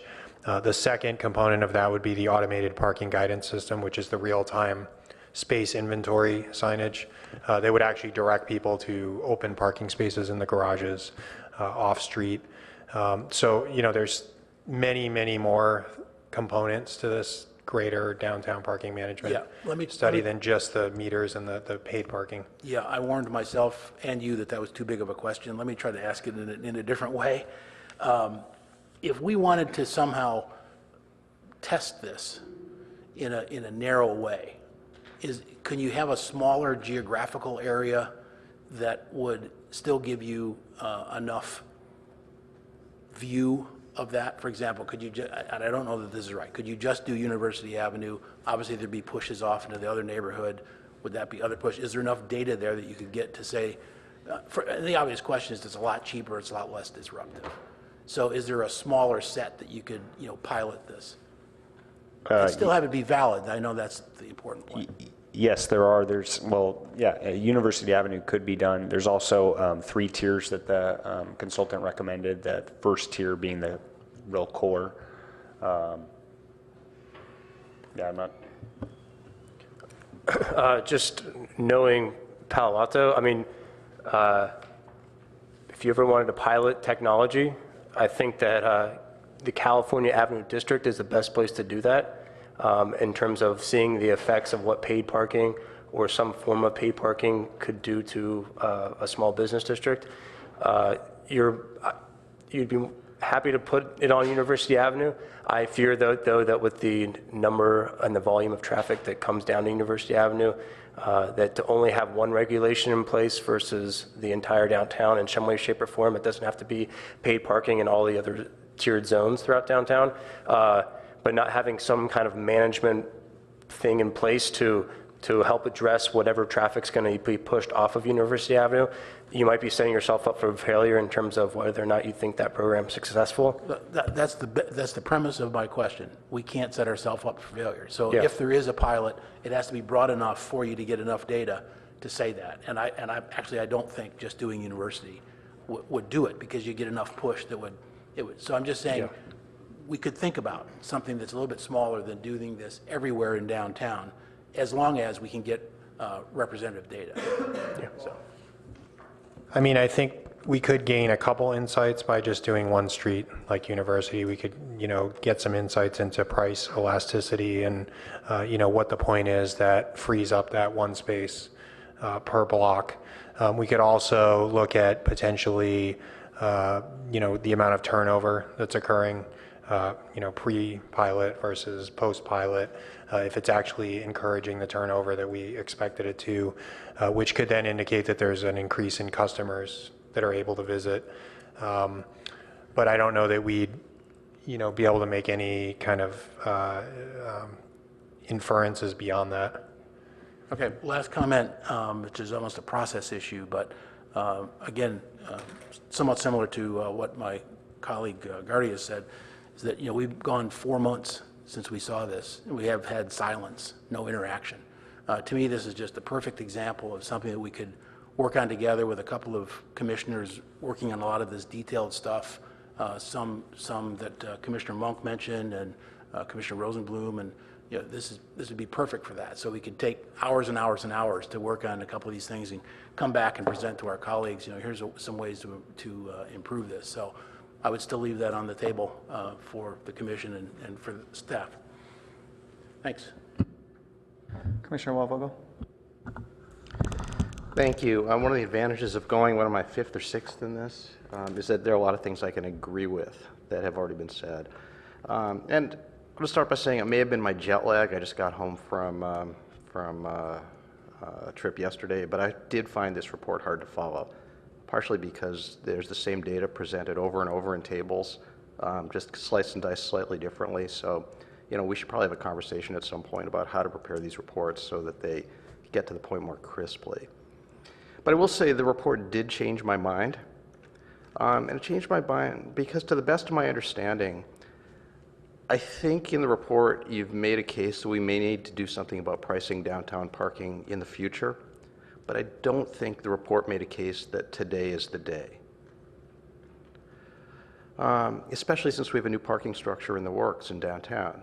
So we're adding to supply. So I don't think we've made the case today. So let me just go through some of the things I agree with that other commissioners have said. I strongly agree with several of Commissioner Rosenblum's comments. We can't displace parking into the neighborhoods. So whatever we do, we've had some success. I think some tremendous success with the RPPs. I think that some of the streets that I've seen are night and day different from 3 years ago. And I think undoing that would be a disaster. It would be a functional and a political disaster.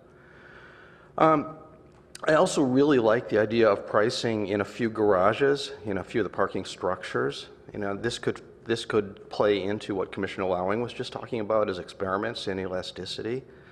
And I would love it because I'd have a known last resort place to go that, after I make my free pass, I'll just zip over to that garage and, know that for $1 I can park. So good stuff. So that's an interesting idea. I also agree with Commissioner Monk's points. If we're worried about the low income problem, let's tackle that directly, not indirectly. I will add the caveat that I'm not convinced it's the community's problem if Larry Ellison at the Epiphany Hotel doesn't pay his housekeepers enough to park during the day. But, that said, I think that we need some flexibility around different income levels, and we do have to solve this problem. That said, it took me a while to sort this out. I hate this term hopscotching. I hate these little pejorative neologisms. People are legally reparking. Let's just call it reparking. Let's not invent pejorative terms.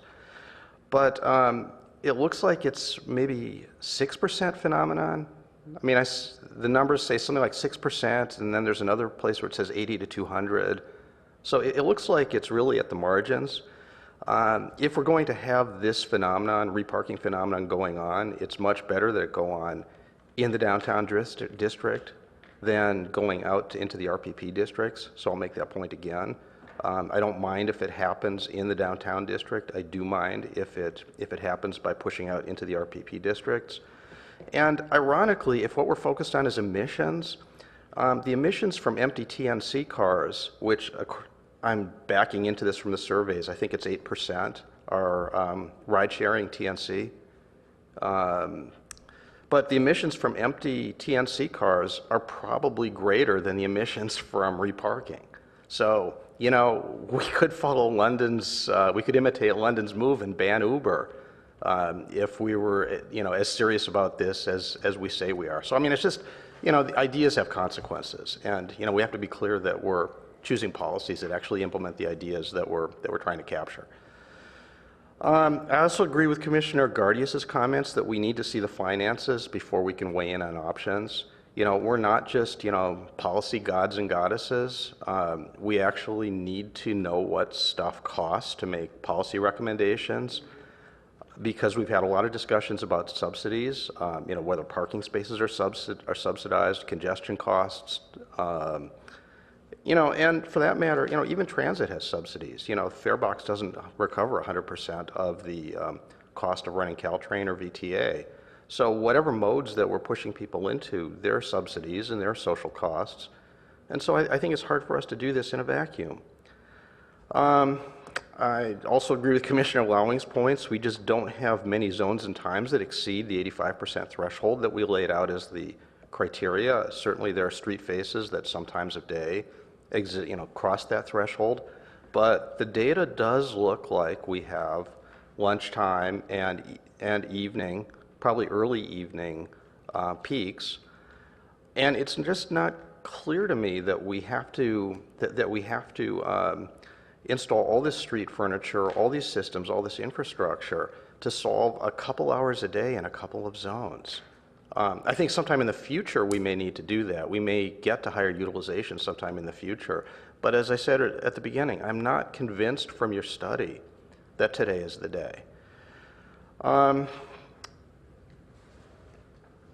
reiterate, I think that a paid parking experiment in some garages or structures would be a great idea, because then we can start to understand elasticity, and those of us who value convenience can head straight for those garages at peak times. Lunchtime, it'd be nice to know that I can zip in and out. And we'll learn something from that. And we don't have to install a lot of street furniture. We just install some pay barriers, and some systems, and that's a relatively easy and cheap way to, I think, to learn something. So if I had to choose from one of your scenarios, nobody else so far has chosen a scenario. If I had to choose a scenario, scenario 1 is the only one that I would take, that I would seriously pursue today. And I would probably pursue it on a limited basis, just choosing 1 or 2 structures to meter. And I'd use that to learn some things about elasticity and to learn some things about, just get some experience with the system building. So if I had to choose a scenario, that's the one I would choose. I would support your CPMS efforts. I support increasing permit prices. I support access control generally in structures. I support low-income programs. I support the wayfinding. But if I had to choose a scenario out of the 4 scenarios, the only one that I would advance today would be scenario 1, and probably in some subset of scenario 1. Thank you. Commissioner Suma? Thank you, and thank you to staff and members of the public. And yeah, this was a lot to absorb, and I agree with Commissioner Waldvogel that it was kind of the same data presented in different ways. My concerns about all the scenarios, I wouldn't be able to choose one today, is that they're all flawed in that they have a potential to greatly damage retail in downtown, and that none of them protect the RPP areas for becoming the pretty next obvious place to zone jump. I found a lot of good in what all my colleagues had to say. I think I would prefer an approach that was much less impactful as putting meters all over downtown, and try to manage the zone hopping both in the RPP and the color zones by policy, and if necessary, license plate readers, if that's the way to integrate both of those areas, the information for both of those areas to be enforced, and to find a way to really make the existing pricing flexible enough to accommodate all income levels, and use that as kind of a pilot and see where we get with it, and then evaluate it. I think that would be a more prudent approach that would really be appreciated by residents and small business owners. I have a million questions and observations, but I want to keep it high level right now. I also think if you really eliminate people utilizing short-term parking zones to park all day, you might really see a significant result in single occupancy vehicle reductions, which is from the side of greenhouse gas emissions, and that issue is what we really want to see. But I cannot support any, I agree with Commissioner Rosenblum, I cannot support any of these now because they would all have potential, and I really believe all put parking into residential neighborhoods. I also agree that the costs and revenue capture from this were so vague that it would be hard to make a decision now based on the potential for this funding the TMA. I also have a strong preference for the TMA being funded by not the residents of Palo Alto by paying once again for a service that we've sort of paid for through taxes already, but really by the businesses, primarily the businesses who create the problem. As to that issue, I also would like to maybe disagree a little bit with my colleague, Commissioner Monk, about the cause of the increase in demand. So, and if any members of the public, particularly I was thinking Faith Bell, since she's operated a business in the same place for so long, would like to comment on this. I lived in downtown, just kitty corner from here, until the early 90s. And my observation about the downtown is that what has increased are not the small businesses. What has increased are the densely occupied, primarily tech worker type software businesses, not to pick on anybody, not with the possible exception of restaurants. I think there's more restaurants. And I think that's interesting because the only times in your aggregated charts about where there exceeded the 85% threshold was, as other commissioners have pointed out, lunch and dinner. And I surely don't think we want to disincentivize or discourage people from coming here at either lunch or dinner time, and I think we want to have flexible enough parking for them to stick around and shop. I recently had lunch with some old friends and the amount of time you spend picking out where you're going to have lunch based on where you're going to find parking versus the kind of food you want to eat or the quality of the restaurant is kind of silly. And neither one of them wanted to stick around and shop, which normally we would do and kind of make a day of it, because they didn't want to go through the hassle of moving their cars. So I think that one of the members of the public pointed out that with a limitation of moving once, in other words 4 hours, to one other color zone and also in the RPP, would accommodate a more extensive use and enjoyment of our town by not just residents, but visitors, and also people, and this is kind of selfish of me, but people that sometimes have to come for 3-hour meetings to City Hall during the day, and it's hard to find 3-hour spots. So I think 4 hours is kind of sounds like the sweet spot there. And I did want to say that I found the stakeholder group results and the other group of 7, I forget what you were calling it, that you guys worked with later, to be not very enlightening. And Ms. Bell spent 2 hours this afternoon walking around and talked to a variety of different kind of businesses and got 9 people to weigh in on it. So I'm not sure, and I think Commissioner Gardias mentioned that maybe that block captain approach would be a really valuable way to go.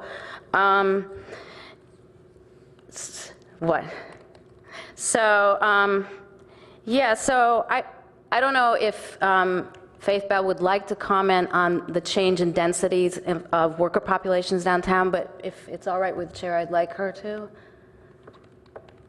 Sure, I mean, yeah, sure. I would be happy to give her a few minutes to do that.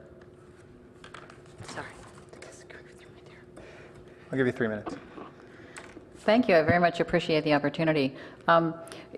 Just anecdotally, the buildings adjacent to my own, which for years were occupied by retail, though they have the ground floor retail in place, that's only required for a certain percentage of the front of the building.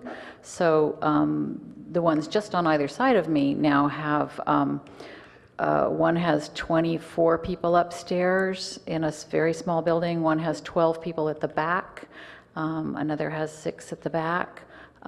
So when there's the in-lieu parking fees done for people building new buildings, or when there's an assessment made based on what your footprint is and how many people you're going to have in that building, it has not been updated to accommodate those new changes in the tech workers.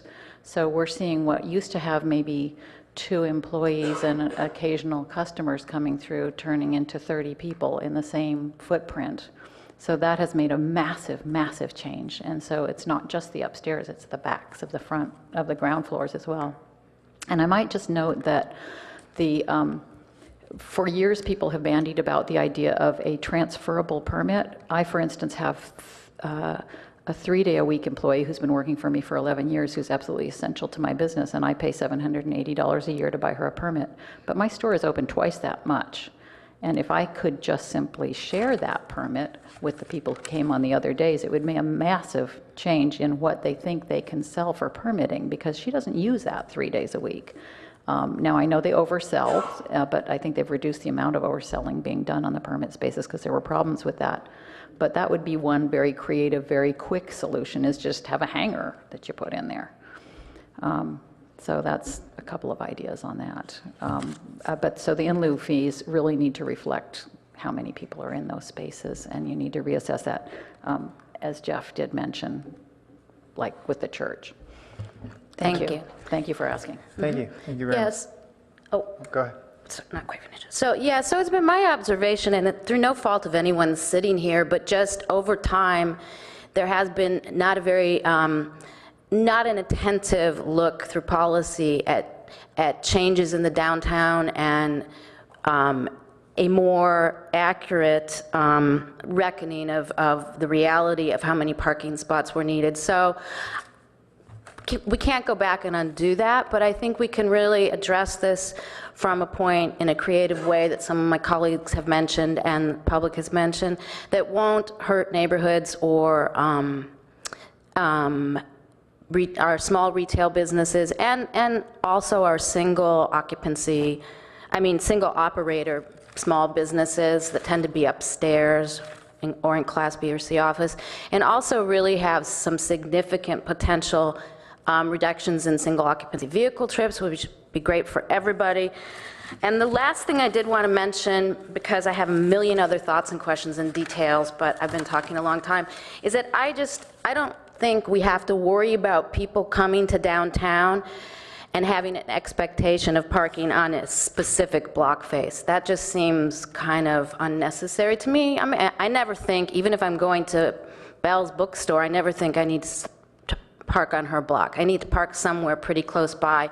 And I think that's true for people except for persons with disabilities. So at this time, I would not be recommending any of the 4 options. Okay, thank you. Thank you. If I could just make one clarification, funding for the TMA has come up a couple times as it's discussed in the report before you, the study. When the study was prepared earlier this year, there was no dedicated funding to the TMA. Since then, starting for this fiscal year, City Council elected to increase the total permit fees, both downtown and in the Cal Ave Business District. And the excess revenue from that permit fee increase downtown was dedicated to the TMA. So any funding that was realized, any revenue that was realized from implementing paid parking downtown would more likely be directed to funding parking capital improvement projects like the automated parking guidance system, the parks equipment, and the comprehensive permit system. Okay, we will do a second round, and I have a few lights already lit, but let me chime in a little bit. First, let me say thank you. Thank you for the amount of time and effort that you 3 have put into this.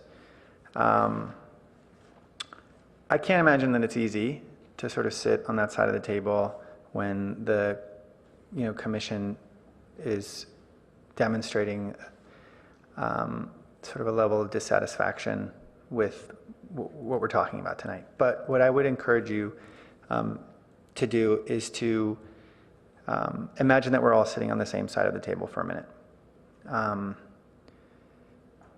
We make a significant sacrifice here to volunteer our time to be a part of some effort to sort of figure out how to best overcome some of the challenges that the city deals with.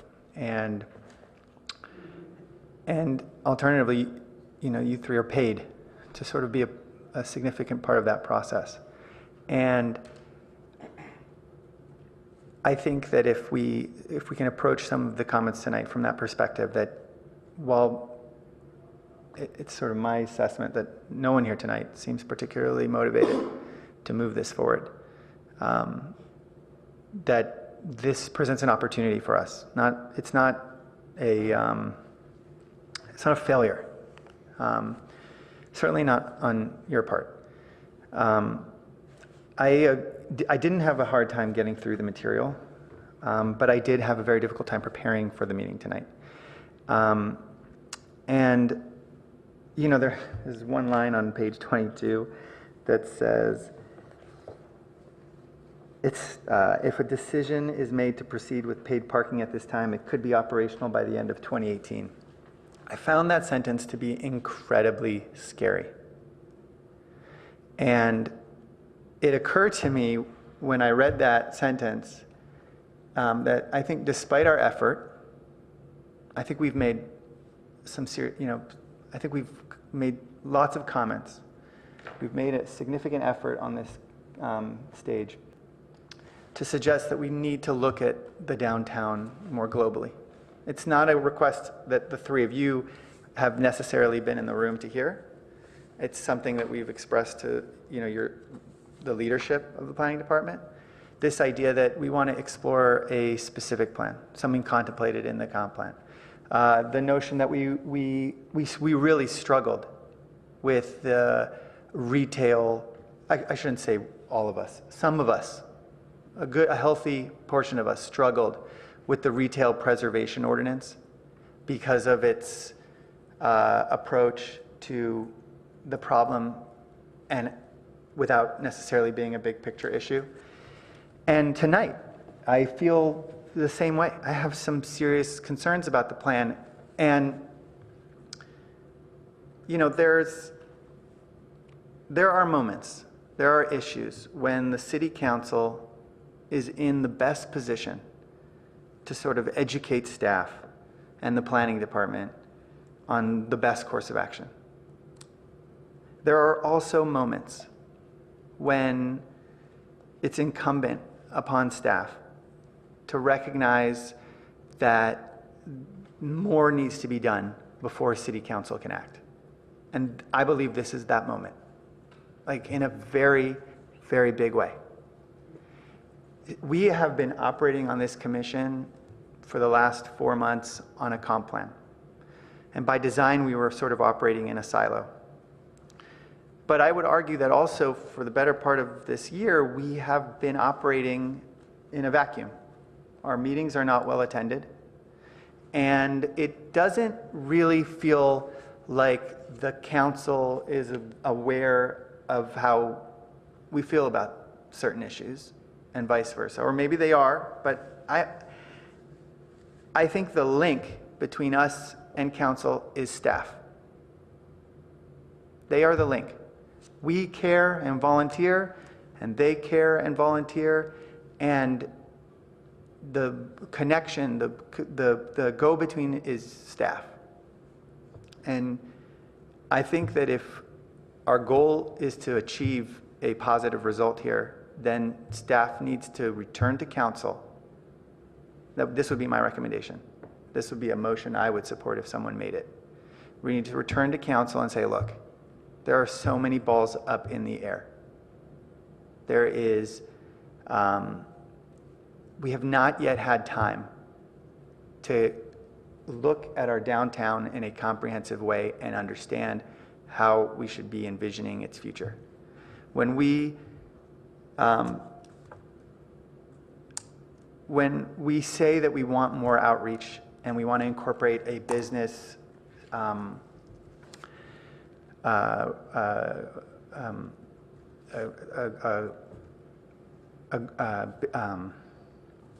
a committee of business owners to sort of participate, that's not lip service. It's very easy, I think, to operate in a vacuum when we're told, especially when we're told by our city council, like, look, we think this is a resource that we are giving away for free. These are charged words. You talked about your survey. And you ask people, do you want to pay for parking? Or I'm paraphrasing, and they were like, no. And then you said, well, would you be supportive of a program that dynamically created opportunities for your customers and you to park? And a lot of how we talk about things is a lot of the way we feel about things is determined by how we phrase them, right? When and I want you to know, I came to this meeting, Commissioner Rhodes, I'll say this until our last days together. I have frequently come to our meetings expecting you to give me some profound, because you add so much, and it'll be a big loss when your term is up. But I sort of came to this meeting saying, maybe Commissioner Rosenblum will say something so profound, then I'll be like, he's right. And tonight he said something about how we have a resource here and we're giving it away for free. And it reminded me of when people talk about the post office and they're like, it's not making a profit, and I've always sort of looked at the post office and thought, look, not everything that we do as a government has to make money. That's not to say that Restoration Hardware should be sending us 50-pound catalogs every day, but not everything we do is, what we're really talking about is we're subsidizing something. I believe that the free parking downtown is giving away resources. I believe we are subsidizing retail and restaurants. That's what I believe. And I'm struggling because we've talked about retail preservation 5 months ago and a year ago, and now we're talking about paid parking as if they're not related. And it's hard as a commissioner who's had 6 years of experience on this commission to feel like, were we really being honest about retail preservation? If every retailer were to suggest to you that this, and I really appreciate your comment about Larry Ellison, but I think the vast majority of our business owners are finding the insurmountable challenge of finding employees who can commute here and park here and still be able to survive on their business. I think those are challenges that they're dealing with, and they're in no position, like maybe Larry Ellison would be, to simply foot more and more bills. So to me, the notion that I would suggest to City Council that any paid parking plan, frankly, anything you have planned for the downtown that doesn't have 70% of retailer support, not 70% of those that responded, but 70% of the retailer, property business owner support, we shouldn't move forward. We had this whole thing about the single-story overlay. Took 70% of residents on a street to impose a new rule that their neighbors couldn't build two-story homes. If we're serious about retail preservation, and we should be, then we should not be operating with, and that's really why I asked you to stay, because my message to you is that despite our incredible staff, because I do believe that they have the best of intentions, they won't succeed at reaching out to your business owners. There's only one way to participate in local government, and that is to be active. And it's great that you were able to go around and collect some thoughts. And I would encourage you to continue that advocacy and to reach out to them and say, look, don't miss the next meeting.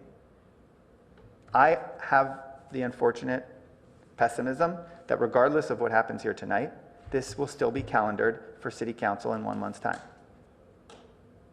And if you show up with more people and demonstrate that, look, we're not opposed to finding a solution that works for the residents of North Downtown and Professorville, but we also want the solution to not destroy us, and we need to be a part of it, and we don't feel like we've been a part of it, that will go farther than my comments, unfortunately. And so that would be my message to you. And then I came to this meeting with 2 check marks next to option 1. But after hearing Commissioner Waldfogel struggle to endorse that option, if you can even call his comments an endorsement of that option. I'm not sure that I can suggest that that option is good. I don't feel like this is ready for prime time, and I'm not suggesting it's a reflection of your hard work. I'm saying we can't continue to make decisions about downtown in a vacuum. And I know we have no time. And normally, I'm the first commissioner to say, look, perfect is the enemy of good, but this isn't good. And it's not good because you didn't try, or that your work product isn't good. It's not good because we haven't had an opportunity to decide whether, are we willing, there are benefits. Your plan has pros and cons very well laid out. There are definite benefits to implementing the various plans, namely that there will be more spots available for those who are having a hard time finding spots. And we know that our community has said over and over, we can't find any spots. I know Commissioner Lowing has had a different experience, but we keep hearing there's no parking, I can't find a spot, it's not worth coming downtown. The question is not necessarily do we understand the consequences, but have we heard from our community that these consequences are consequences we're willing to accept? And I think to some extent the consequences are not acknowledging the impact on retail as well. Now I would like to suggest a few more very small things, which are that I share many of the comments that other commissioners make. I believe that the 2-hour limitation is also too restrictive. I believe, I'll give you a perfect example. I had never heard of McCroskey, the bed company. But I was in the market to buy a bed this year, and I didn't buy a McCroskey bed. But because I ate at a restaurant just down the street from McCroskey for lunch, and I walked by it, I had what we want all of our visitors to do, which is come for one thing and experience another. The whole point of putting retail next to retail is to encourage that traffic. And so Bell's Books benefits from being next to that granola stand, because granola is a huge, everybody loves granola right now. And so that's a great neighbor to have, because if you're just eating and then you're window shopping and you may buy a book. My point is that the whole point of, if I have a business lunch that lasts an hour and a half and I'm running to get back to my car, I don't have an opportunity to stop by 3 or 4 shops on my way. And I think that that's been a mistake, has had negative impacts on our downtown, on our retail downtown. Okay, those are my comments. I'm not sure how we will proceed, but I did want all of you to know where I stood in terms of support, or I do think there's a way we can communicate to City Council something that is not even on the menu tonight, if we so choose. So, all right, the order of commissioners that I have right now are Rosenblum, then Monk, then Gardias, and then Lowing. Yeah, so I just want to say, I think that some of my comments may have been somewhat misinterpreted, because I actually love this report. I think it's well done. I found it very clear, especially because it was a continuation of an earlier report. I also believe from an urban planning standpoint, and again, we're the commissioners who are supposed to be thinking about urban planning, and we're supposed to, over time, we're all just citizens trying to learn this stuff, but over time, we should get steeped in how modern cities deal with their problems. And time after time, we talk about Palo Alto's 2 big problems, which is housing is unaffordable and traffic is terrible. And our comp plan is trying to deal with many of these things while also constrained by the reality that California is growing. And as our region grows, each community has an obligation to also accept our share of the population increase of California. And to the extent that I believe that a lot of urban traffic is caused by poor parking policies, that people drive around looking for spaces, and that many communities in the past viewed free parking as an inalienable right. And it was very hard to get past that until finally, after Dr. Shoup for decades was pounding on the high cost of free parking, and experiments were run, and lo and behold, traffic was ameliorated. People found spaces, and retail, in the study that you showed, did not go down. And so my 2 concerns are really, I like the study, and actually, the only option I wouldn't support is option 1, because I think it does nothing good. We're trying to shift behavior to encourage off-street parking, and this is specifically saying we're going to charge you more for that. So this is the only thing that does, I think, no good. It's not even a good experiment. I like option 4 with dynamic pricing. I have concerns, though, on many levels. Concern number 1 is I do think we need to engage our retailers and talk to other cities and just understand what's happened. Even though I say I believe the theory, I really think this is a major change that we're putting on our retailers, and it's a tough time to be a retailer. Again, I personally believe, and I talk to a lot of retailers around other issues in town, and their anxieties, top of the list has always been employees and retention. And so I'm not sure, and then foot traffic, and this, to the extent this affects foot traffic, this is an important issue. So I think this is an important issue enough that we really make every effort to get retailers in a room with their fellow community members. Number 2 is protecting neighborhoods. So I don't think this does enough. I think that the part of the reason I actually support number 4 with a recommendation for LPR is that I think that gives you the tools to stop people from flowing into neighborhoods. It'll get people to start complying with the way the system is supposed to work, which is if you need to park, you pay for it one way or the other. So either you're parking downtown, but there's no neighborhood exception, for example. And we'd have to figure that out, but LPR would give you a flexible way of doing that. Number 3 is I think that we've mispriced some of the options. And so specifically, I don't see a reason to subsidize certain groups. And so I'll put white collar workers as one example. There's no reason that we're subsidizing their parking. They should have an incentive to mode shift. And so to Chair Alczak's point, absolutely, this is a system of incentives and subsidies. Not everything has to make money. But I think that the behaviors we want to incentivize are A, we want retail to succeed. And so to the extent having free parking makes them succeed, great. But B, we want people to hopefully get to our community without a car. And so if driving a car is the cheapest, most convenient thing to do, then people, of course, will drive their car. If there's a better alternative, then people may be incentivized to use that alternative. So to me, the philosophy of doing this is that it's good urban planning. It should reduce our traffic. It should align incentives with what we want to do in the comp plan. And so then the final question is, why now? And so a number of commissioners said, well, I get the theory, but I don't see the need to do this today.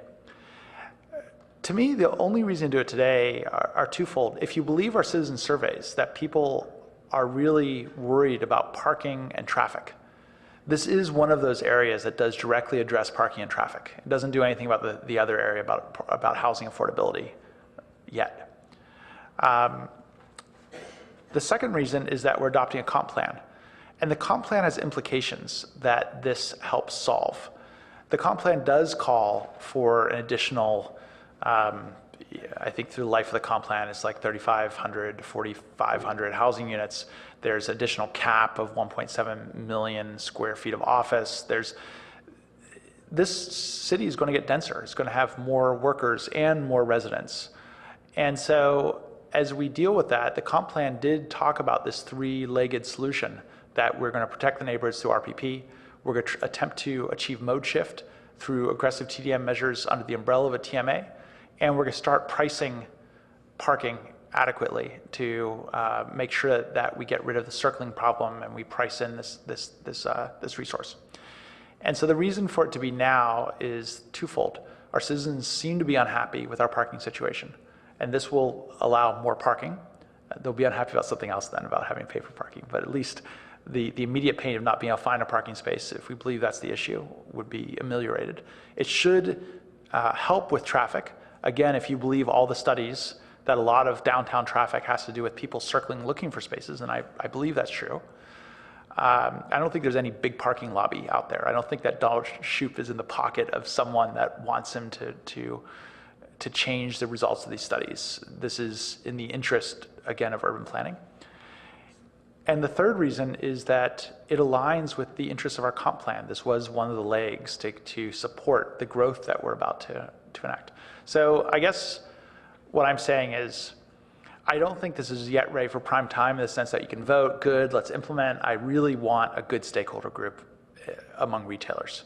And then I would like to see, before this goes to council, a look at the pricing and a look at protecting neighborhoods. So that, but otherwise, I actually thought we'd come here and everyone would say, it's a great report, we like this, and here's some concerns. So I seem to have sounded more negative than I was. But anyway, I would agree with Chair Alcheck that it seems like most people would be negative. I don't know how you move forward from this.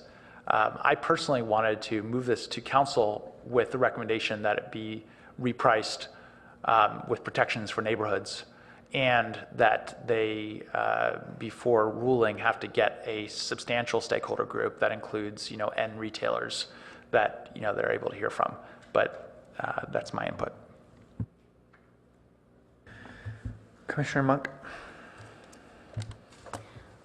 Earlier tonight, we were asked to consider a policy position here, and after the discussion, I would support that.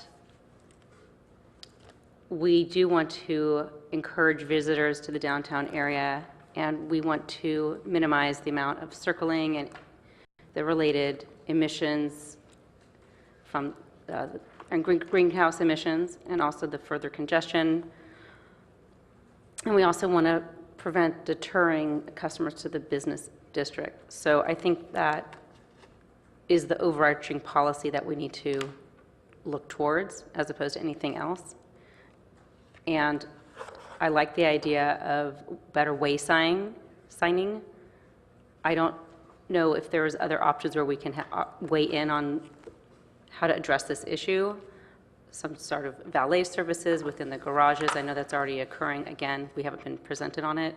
The real-time space inventory. There's apps as well if that gets deployed. And living here and walking quite frequently to the downtown area at all hours, I think I provide a very good vantage point to really seeing what's going on.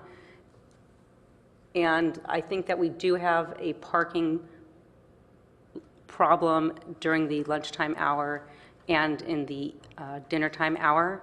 I think it's the same thing as in California Avenue. So I think that same problems here are going to be there as well. So I wouldn't look at it as just in this area. But I think that we can have solutions to that.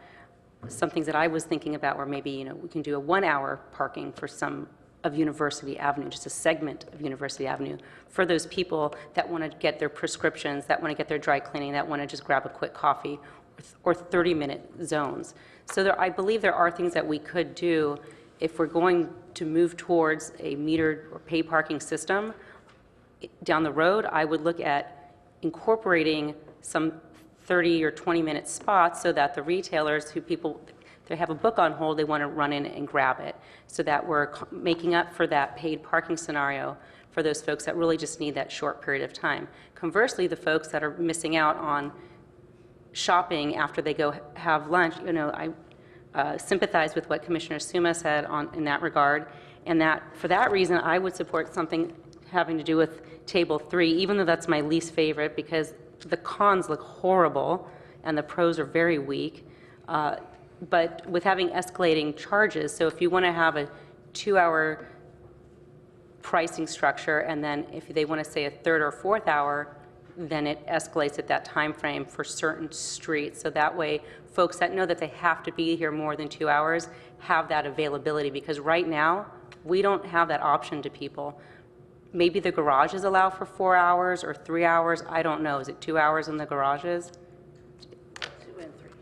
Okay, so maybe we need to reevaluate where we can have greater periods of time in certain areas, so that it will promote people staying down here, because that's truly a shame that you have people here who want to be here, who would stay here and shop, but are forced to leave because of these programs that are designed to help get more people here. It doesn't make sense. So I think that if there's some energy put into it, I think there could be a way to make both things happen.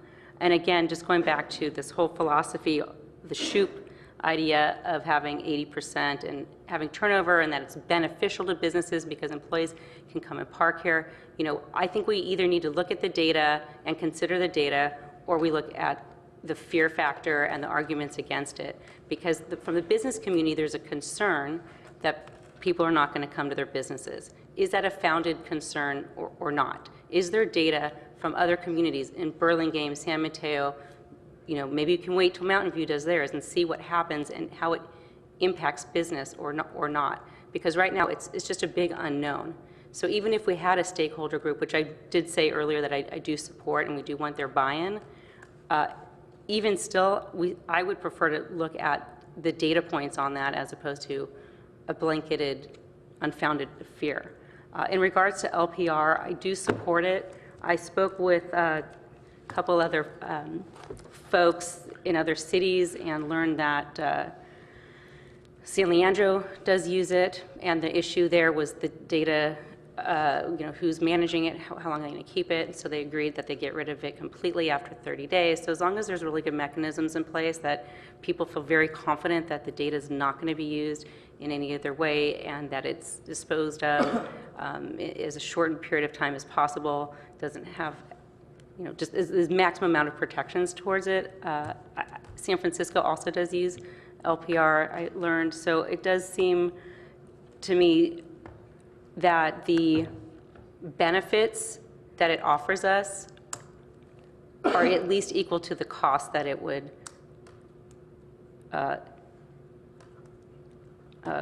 be attributed to run. And I do understand that there's privacy issues involved, but I would support it for that.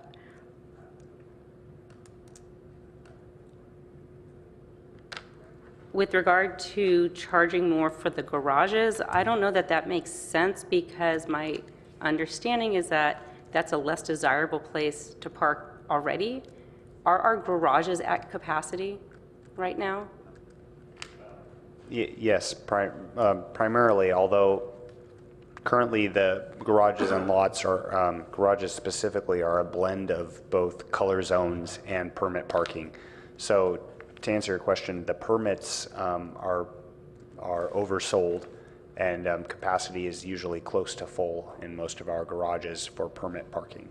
The color zones is actually varies by garage and lot and location. So it sounds like you're putting long-term parkers in a prime location. How do you mean by that?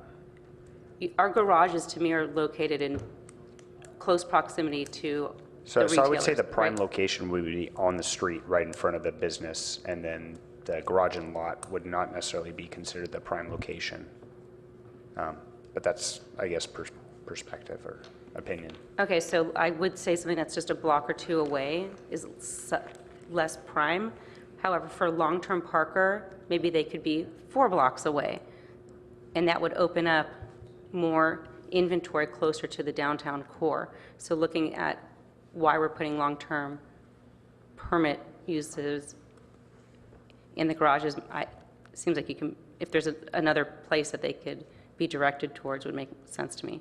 Maybe not, I don't know. So if I could jump in here, one thing that I don't think we've mentioned yet tonight is the automated parking guidance system, which would have illuminated LEDs over each of the spaces in the garages, would enable us to dynamically manage the supply of permit parking versus hourly and daily parking in real time. So we could switch the assignment of a space just by changing the color of the light that's above the space. Right now we have a fixed number of permit spaces that are painted and signed, and we don't have the ability to, you know, increase the number of permit spaces, decrease the number of permit spaces based on the time of day, the day of the week. So the APGS would enable us to do that, and we could, you know, do that in real time. Is there a decision that this commission needs to take in regards to the APGS? So that's an excellent question, and I did want to bring this up. You know, even if the commission, which it does seem to be generally not supportive of the paid parking recommendation, I will remind you that there's about a dozen other recommendations in this study, and a few of them are before you tonight, including license plate recognition, permit pricing, those type of things. So I wouldn't want you to throw the baby out with the bathwater and, you know, for it to appear that the commission is opposed to the study recommendations as a whole, if indeed you're just concerned with one particular recommendation. So the problem that I had with the study in making a determination, and I did send an email, I don't know if folks had a chance to read it or not, but I do appreciate your feedback to the email that I sent, and it was that we didn't have an overriding guideline and policies. In any event, looking at the four scenarios that were presented to us, the pros and the cons, most difficult might not, there was no barometer amongst the pros and the cons for me to know which one really was more or less unbalanced. So I think the way that these four scenarios were presented to us were not presented in a way that I really was able to say, oh yeah, that one makes sense and that one doesn't, because I'd read through it and I'd say, okay, well, and I'm looking at someone else's, but I'd say, well, this one does not encourage turnover, there's equity concerns, it doesn't, you know, it doesn't, doesn't do all these things, oh, but it does that.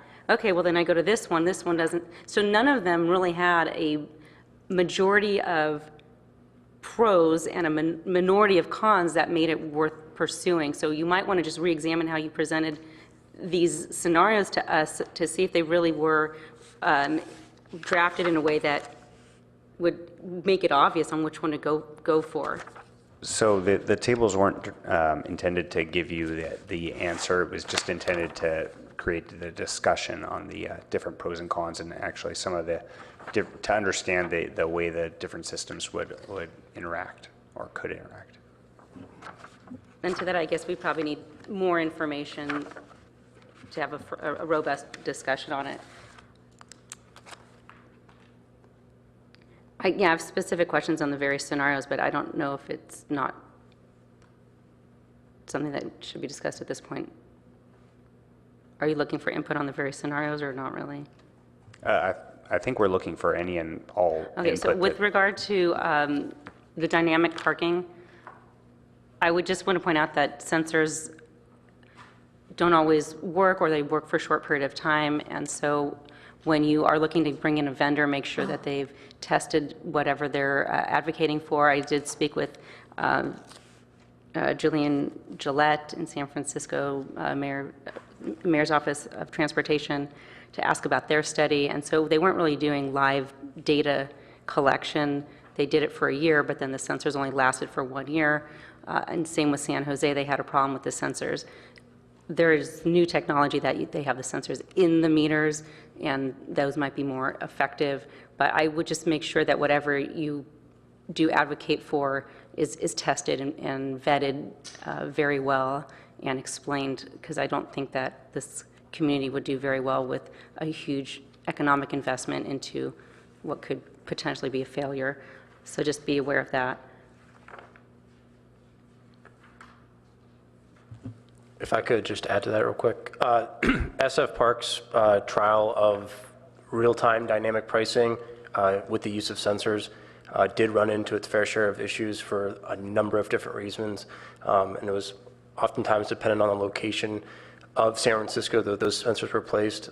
As you mentioned, that same vendor company has now come out with a new sensor that's now being trialed in San Francisco and a number of other cities around here. That's a dome-based sensor that is implemented into a single space meter. I would say that the sensor game is a tricky one across the board, regardless of just that vendor. I would say that there are a number of different sensor-based technologies to choose from, whether they be in-ground, pole-mounted, so on and so forth. But I would add there are other ways to do dynamic demand-based pricing as it relates to changing rates in your downtown. One use of doing that is using LPR. Though the LPR is set up to, capture license plates for purpose of enforcement, it's still capturing plates, which then can be geolocated to a certain area, which then can give you an idea of occupancy demand at different points throughout the day. Other cities have used basic transaction data, so the number of parking transactions that have been occurred at either a pay station and or a single space meter. It's obviously removed a bit from being real time, but it is a form of demand-based pricing. But I mean, I would agree with you that, and Dixon as a company would advocate for vetting whatever sensor-based technology if you ever decide to go down that road very well before you ever move forward with it. So. The reason why I bring it up is because in the report you presented to us, it looked as though this was a pilot to look at, and then when we go and click on the link, it's from 2014. And then we learned that there was a different scenario that actually happened in San Francisco. And so what I learned today was that they actually developed an algorithm based on what that data showed, and they're just using that algorithm now for their pricing. So they're not actually using meters that are talking to each other and doing dynamic pricing in the context that you are. They're doing that in some neighborhoods, but overall they're just using an algorithm from that initial data. And in San Jose, they just set the pricing and maybe they revisit it every 2 years. So in the event that we do move to a paid structure, I would advocate that it was really only during the certain peak hours, because there usually is some parking when it's not right at that lunchtime and right around the dinner time. And let's see.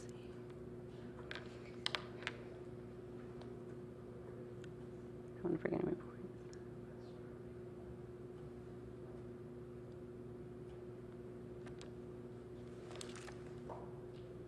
I think that it might be worth getting like heat maps from the TNCs to find out when people are getting dropped off here, to see if we can learn anything from that. I know that Vice Chair was concerned about the emissions by idling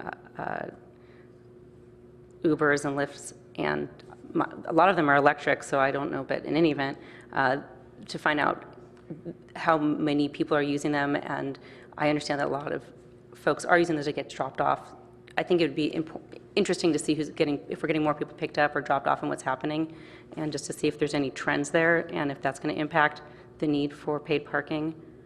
In regards to doing any piloting program, I'm a little concerned about it, because when we did our pilot of the traffic circle, which wasn't a perfect pilot because it wasn't exactly what was going to be implemented, it was sort of a failed attempt and got a lot of criticism. So I don't, depending on what type of pilot you do, if you only do it in one area, that's going to give you a weird, skewed result that might not be really, truly measurable of what it would be like to do a full-blown program. So I would be cautious in doing a piloted program, although I'd like to see it done, but just make sure that it's done in a way that would really be reflective of what the larger goal would be.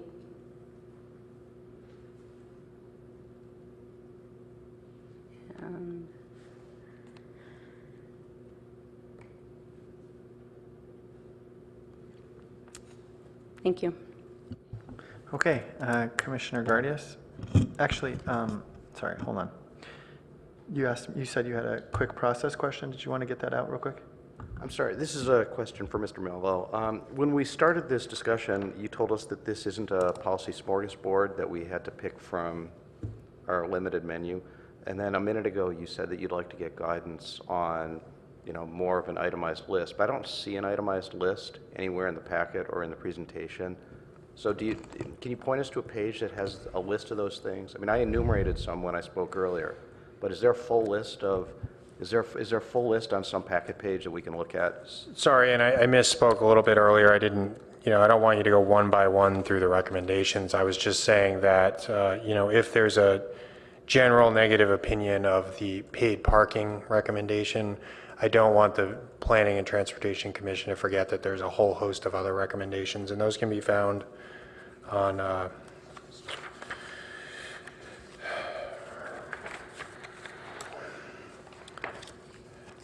packet page, beginning packet page 130.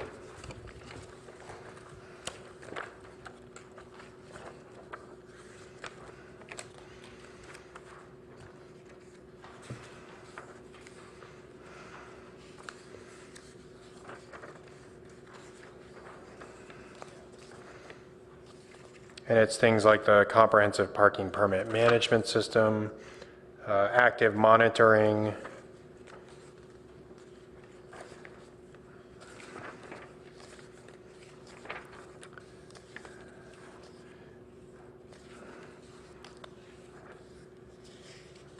permit pricing, parking guidance, and wayfinding. These are all the recommendations that you received an overview of the last time we visited PTC several months ago.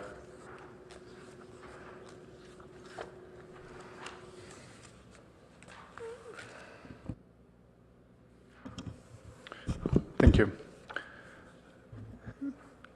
So in terms of the report, I find the report satisfactory, and if we were going to vote or choose one of these options, the LPR dynamic pricing would be my preferred. I already spoke about this at our first session, so it's no-brainer just going back to the meeting minutes. So you have my full support on that recommendation that you are seeking for the council. However, as I said before, there are some other factors which I think that this recommendation to the council should be enhanced with. So personally, as I can embrace right away, this is what you're seeking and you want to proceed with. I'd like to see some other either appendix to this study with additional documentation that would allow us to have better perspective on some other important items like TMA, timing of implementation of this program. I'm not also sure if this has to happen today, and then some others that I already spoke before. So from my perspective, as much as I can provide support to this, what you're looking for, I perceive that this is only technology related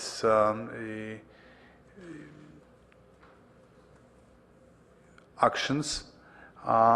So I think that this needs to be enhanced with some other decisions or consideration from our perspective. And as I said, I'd be looking for a roadmap, I'd be looking for the schedule of fees, and then some sensitivity analysis, how those would be either impacting city P&L or merchants P&L. I spoke about this. I also would like to see the draft of the policies. There is a talk about the personal identification data that needs to be addressed. So some of those questions would be for how long this information is kept in our databases and then it's deleted, whom it is shared with. We probably would like to respect privacy. So this answer to all of those would be in the policy as well. And also I would like to have in addition, technology map. I'd like to know if there is we talked at our prior session about a possibility of connecting some parking permits with the registration database of the merchants. I'd like to understand if this is possible. If you're going to provide the map, then we're going to know how this is going to work, how this technology is going to work entirely. So that's my expectation, just to have another appendix to this report, come back to us, show us, and then allow us for discussion, and we'll provide you further recommendations. Thank you. So just to answer your question about whether we could attach permits to a business, currently that would be very difficult to do, but if we do move to a virtual permitting system that's tied to a license plate, a business could feasibly own a permit and then assign that to an employee when an employee starts using their license plate. When that employee leaves, they could reassign it to another employee. That would be something that's easier done with a virtual permitting system. Today, the bulk of the employees receive stickers that are affixed to their vehicles, and they have to make an upfront investment of 6 months. The price of a 6-month permit, not knowing that they're going to be here for 6 months or not. Virtual permitting will also allow us to be more flexible with the time periods, so we could feasibly have a weekly employee permit, a monthly employee permit, and so forth. Exactly, and so from technology perspective, we can solve all of this, but then it's going to cost us. And it will impact this P&L statements that I was already speaking on a number of the occasions. So we can buy all of this. I gladly endorse all your recommendations that you just pointed us to, starting on page 130. I think that we need to have them all. But would it really make our profit enhanced from the perspective of merchants, I still have to learn this. Thank you. Okay, I have Commissioner Lemming. Yeah, thanks. First, just a quick comment to what you said, Chair Alshek, about I apparently don't see any parking problems. That's not what I said. That's not what I said. I said it doesn't seem. It's just a misunderstanding. Yeah. You know, what I was going to say is that actually is a statement supporting some of the data here, because I tend to drive into the blue zone where almost always that is looking lighter. So I'm saying that I need to know where the blue zone is then. That's one of my recommendations. Let's market the blue zone, right? It's because there is congestion in these other areas that are 80%. There's no question about that compared to the 50s. I just want to recap where I think we are in terms of our hesitation. 85%, which is the new metric that is used, you know, that the problem goes down precipitously from 75 or 80%, and it just seems to affect mostly dinner times. It affects it, and we don't want to drive people away at dinner, but the problem becomes de minimis. The color zone situation is not radically being violated now, and there are ways that we can address that. To your point, if we want to address that single source, maybe we don't.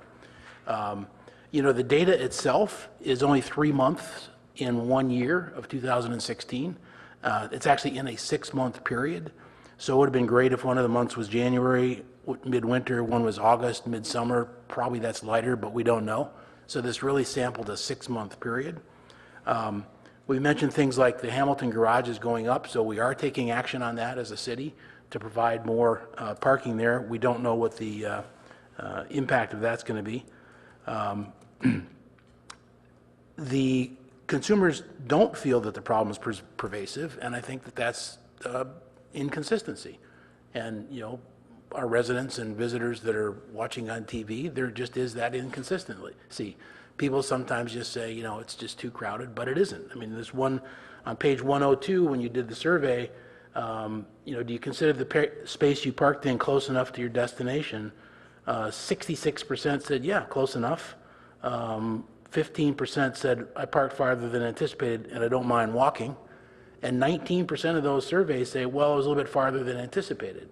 Well, not unlike Commissioner Rosenblum's comment that, you know, in a paid parking zone, you can't get mad at paid parking. You know, if you got to walk a little farther, those 19% walk a little farther, but they still get to the restaurant. You know, no. So I think there's some data that's coming back here that suggests that even in a one-on-one survey, as opposed to just all of our grousing that we tend to do as consumers, it's not as big a deal yet. I do think that there's a problem that it might get worse if some of these other measures don't take effect, and we have to get cooperation on companies doing TDM and so on. Another issue we talked about, 6 of us have talked about, this will push into the RPP.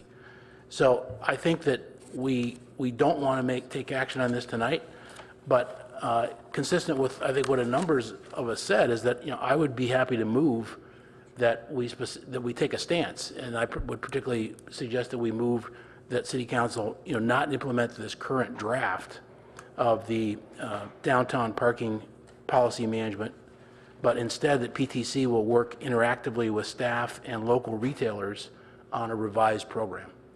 And that'll cover all the things that we talked about tonight without having to get very, very, very, very specific.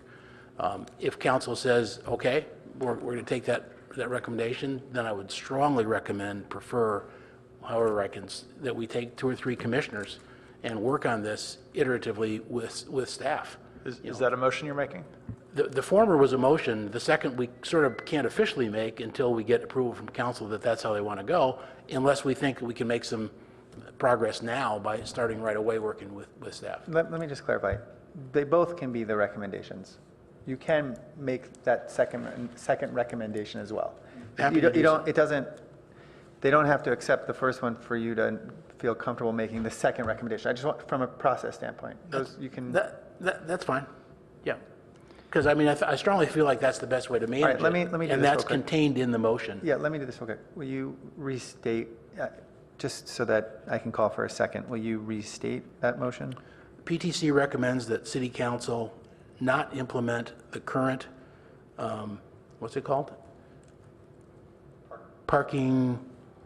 Downtown parking policy management study, whatever that phrase is, Instead, PTC will work iteratively with staff and local retailers on a revised program.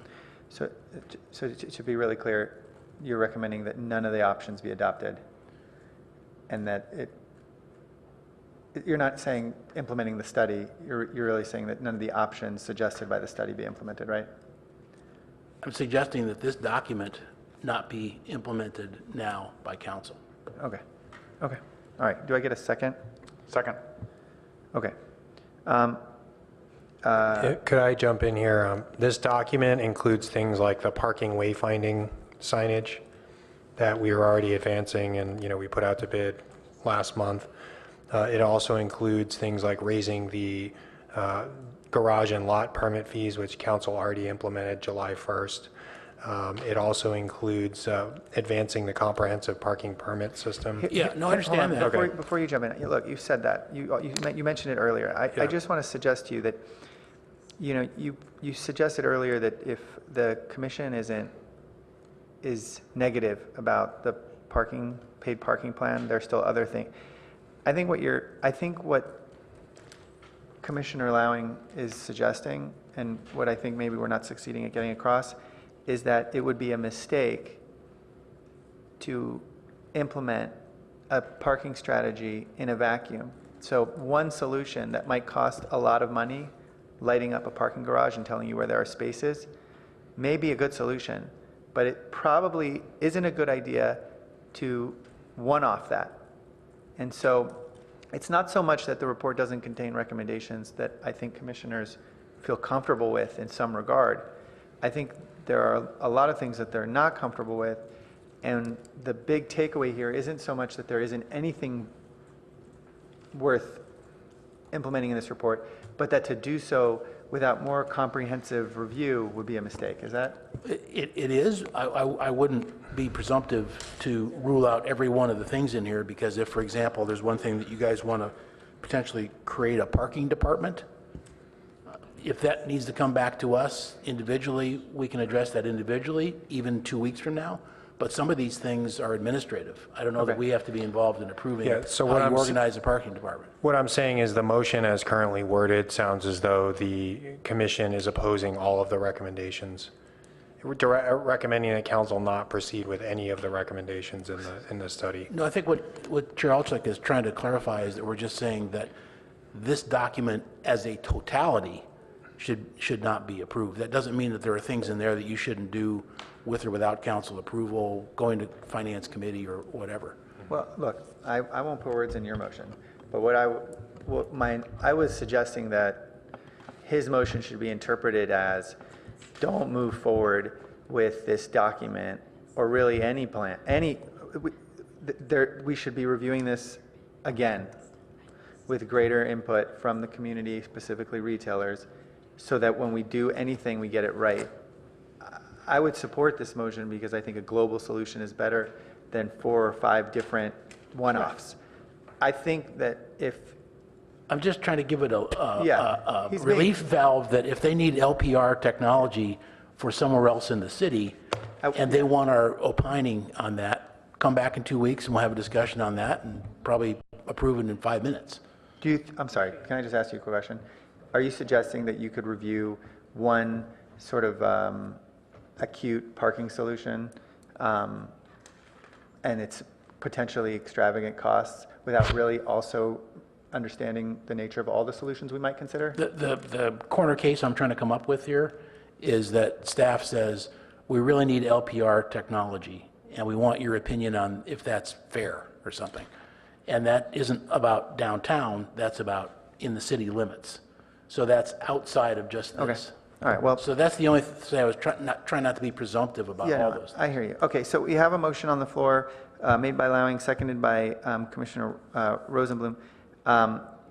Commissioner Rosenblum, do you want to speak to the motion? And then I'm going to move to Commissioner Suma, because I have her late next as a speaker.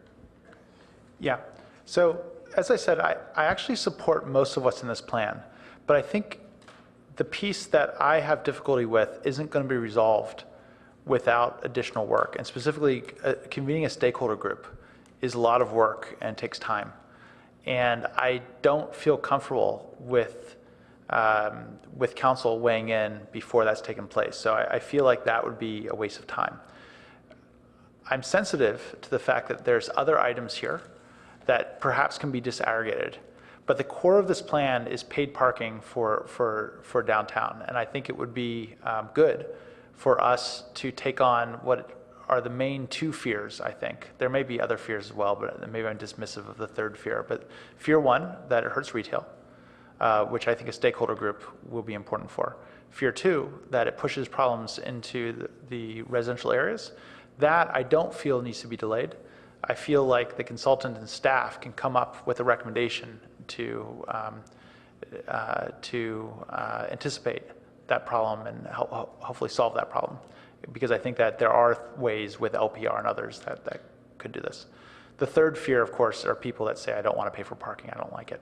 And that I'm saying that's not necessary for a stakeholder group.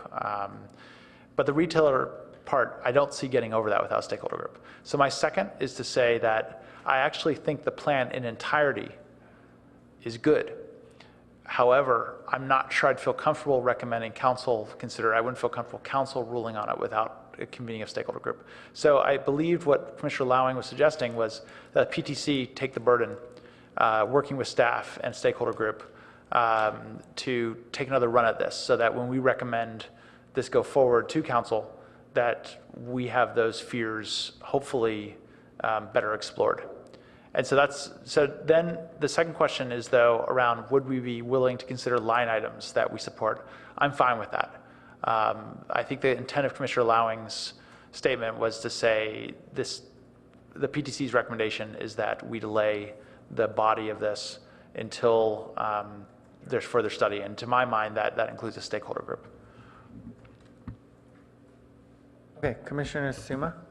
Thanks. I was sort of seeing Commissioner Lowing's motion as not recommending the 4 options presented for metered solutions tonight, but being open to the other aspects, the wayfinding, the digital stuff. So I wonder if we just added that language, if that would make it, if that would be better. So it could say, PTC recommends that City Council not implement the PPM study through any of the 4 options presented for metered solutions.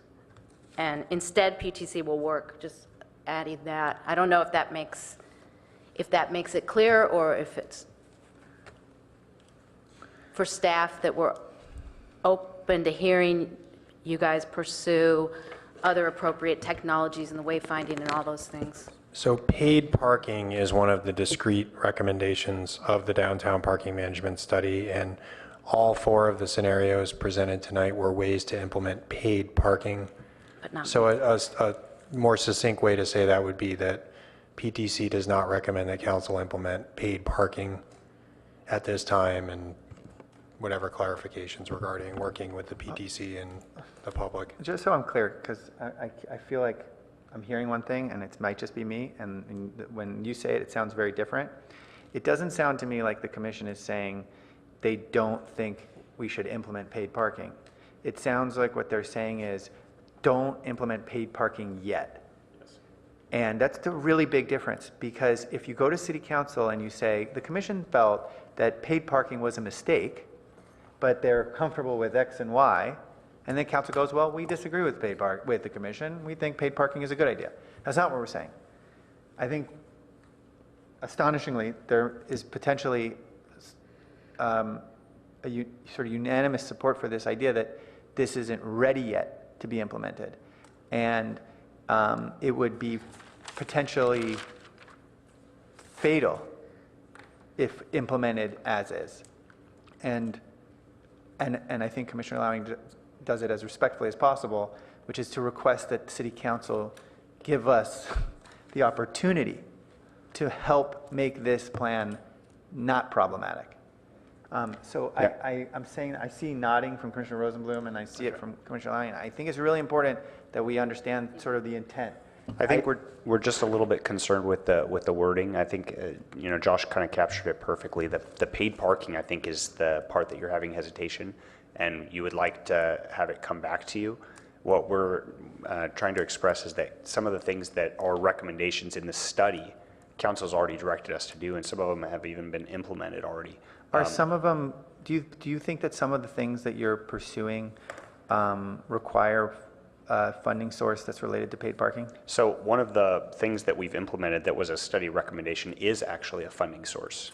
It's the raising of the permit fees. That was actually a study recommendation. No, I mean the idea of the program inside of the garages that you're talking about as well. The APGS, the automated parking guidance system, that one is somewhat dependent, or at least is planned to be dependent on parking funding. Yeah. Wayfinding signage, however, which was recently bid out, is not. It's not tied to that. So that was something that we had already been moving forward with. All right. Sorry, Commissioner Suma. I think actually that your comments are aligned with Commissioner Lowing's, although I will let him respond whether he wants to change I the don't language. think we need that wording change because we're not doing anything confrontational here. If you wanted to put into the motion, that City Council not yet implement the plan, we could say that if we feel like that's helpful, but. No, I was. And City Council, since they've already approved some of these things and you're working on them, means they have already approved parts of this plan anyway. So we're not by intent saying you got to stop doing those. We wouldn't have the authority to do that anyway. I think we're just worried that all these other things might be derivative issues of going with paid parking, including which meters and where they go and LPR and all that stuff can't be really decided until we figure out about paid parking in the context of the broader view of the needs of downtown retailers. I'm sorry, I think that's captured by saying paid parking, because so the paid parking is the key aspect I'm not sure if this is semantics, but paid parking is the key aspect that you'd like to come back to you. So LPR is really, somewhat tied to it, but the APGS is tied to it, the parking pay stations or meters, all of that is tied to paid parking. I just have a little bit of concern about something that council's already got us working on, or we're already moving towards, that's not tied to the paid parking, that provides a benefit, like having consistent signs throughout the city for our parking lots and garages. I feel like an action or motion that suggests acting against this study or holding off on this study would be suggesting holding off on work that we're already in the. Let me ask you a quick question. Are you uncomfortable with the commission making a recommendation that work initiated by the council ought to halt? Because what I would suggest to you is that while maybe something that's being suggested here is pump the brakes. Yeah. That's not necessarily a bad thing. So I think actually, I don't have any hesitation with that, but I just want to be clear that the things that we would be discussing, putting a hold to, would be the parking permit fees that Council and Finance Committee recommended to be increased on July 1 and actually occurred on July 1. I don't think anybody said that. Well, I'm just to be clear though, that is in the study as a recommendation, and that was enacted following the presentation of the study. Okay. I don't think that we're referring to already enacted parking measures. I think the motion, which is suggesting that this report not be adopted and be returned to us for further study with a stakeholder group, I don't know if you use that exact term, but with community involvement. Local retailers is what I use. Local retailer involvement. It's not, I don't think that's in conflict with the idea that we've already implemented something, and I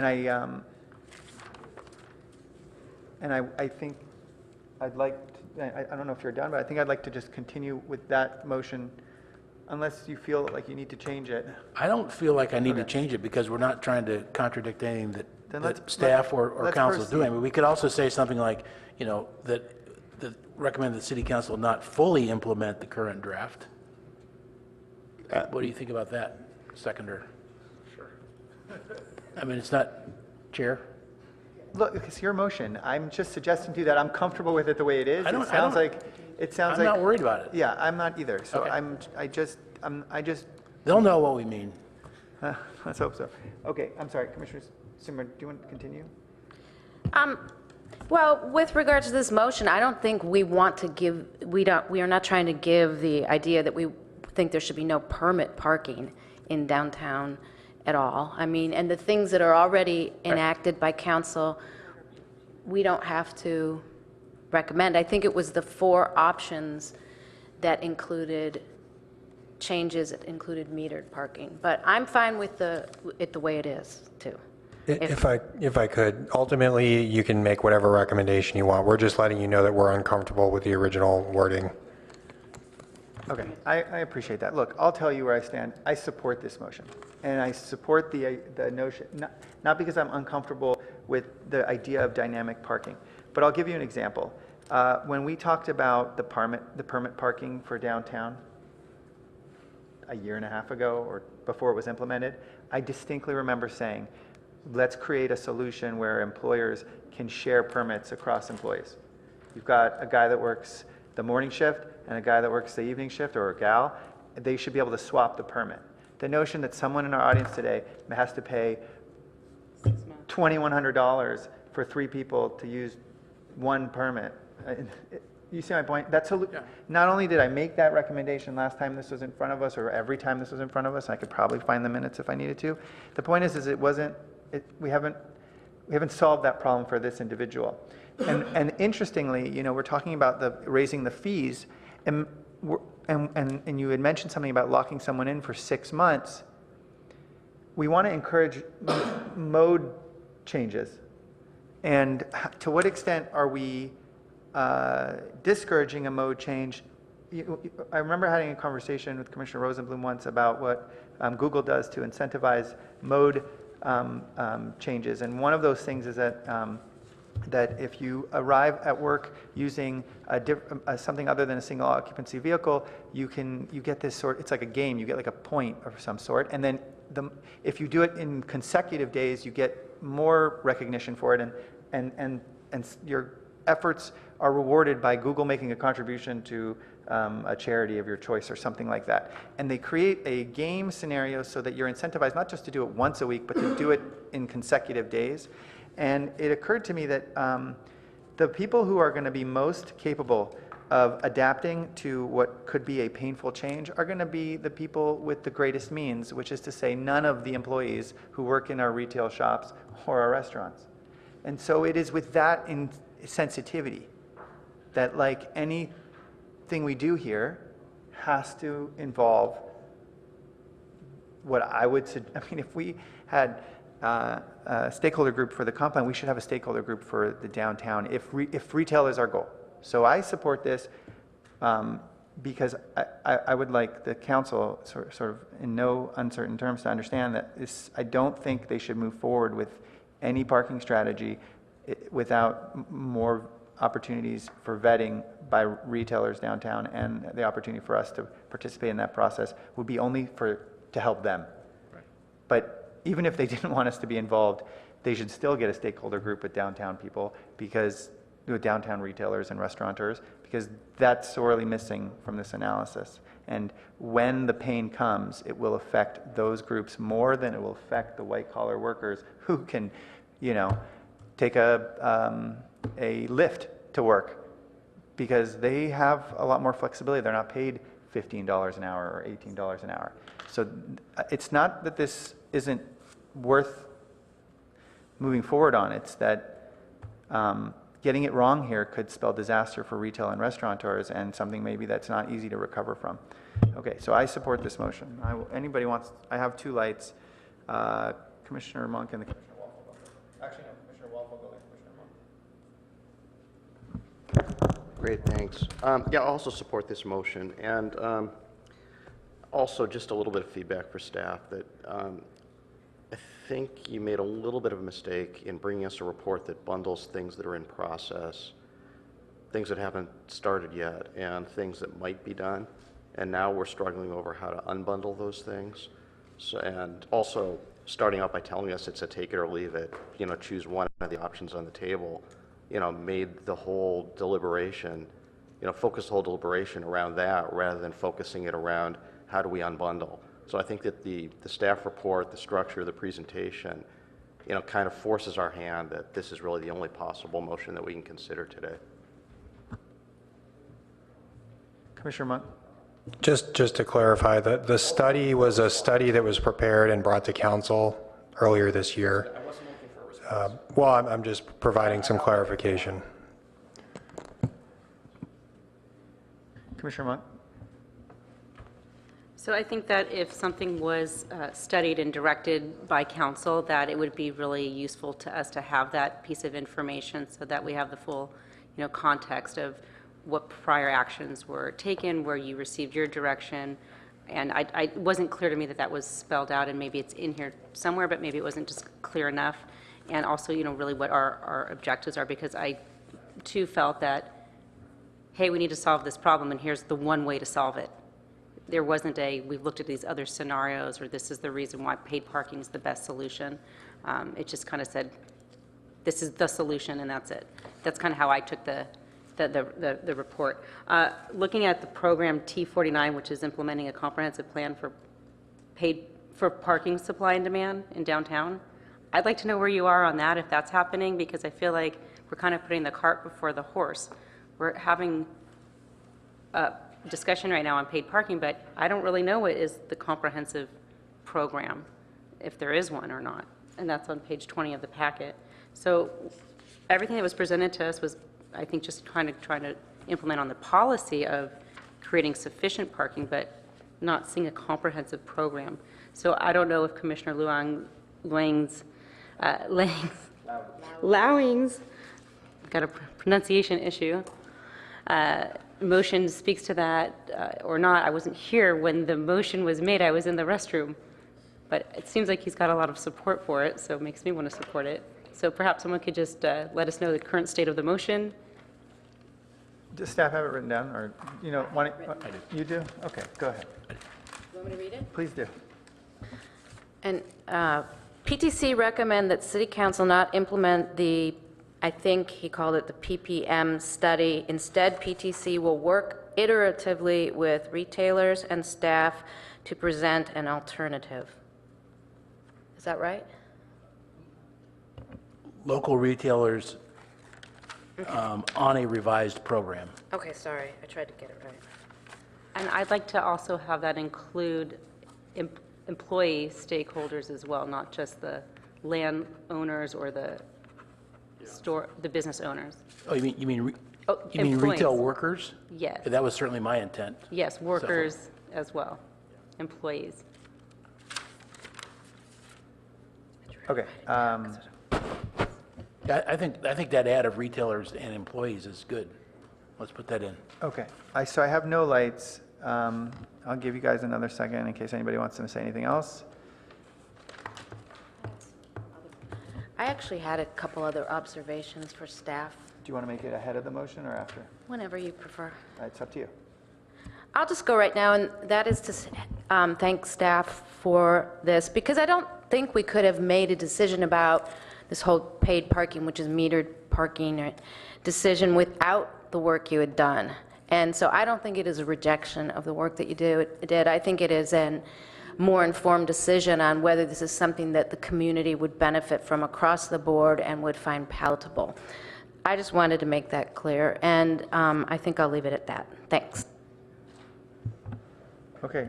And just in regards to this plan that we're proposing, it would be helpful to have a positive case study that we can look at, because when I read through the examples, I didn't feel that they were rich enough with the data points and a solid comparison and what model we should be looking towards. So I think that would be really fruitful in answering the question on this community had similar issues, they had similar concerns by the retailers, but yet, look, it did not impact the retail business negatively. And I think getting that sort of data would be very useful to our moving forward on this.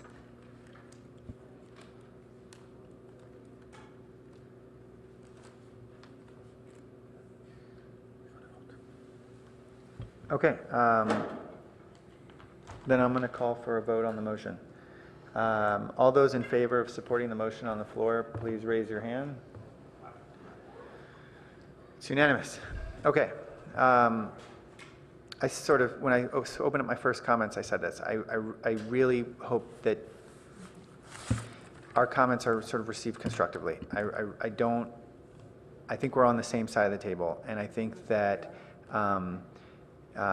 this is, you guys are very involved and very personal. You've been working on this for a long time. We're not suggesting that the work's in vain. I think what we're suggesting is that this, if it was a hard pill for us to swallow tonight, then we imagine that it's going to be a hard pill for the community to swallow, and it was uncomfortable to operate without more of their involvement. I think that's something that we probably all feel here. Okay, so I didn't close the public forum, but I'm closing it now, and that'll conclude our discussion of this item. Turning back to the agenda, and we have an approval of the minutes from September 3rd. 13th? So, excuse me, September 13th. Would anybody like to make the motion? I make a motion, we approve the minutes. Second. Great. That's a second from Commissioner Lowing. All those in favor of approving the minutes from September 13th, raise your hand. Okay, that's unanimous. Okay, I don't think there are any committee items, but are there any comments, questions, or announcements?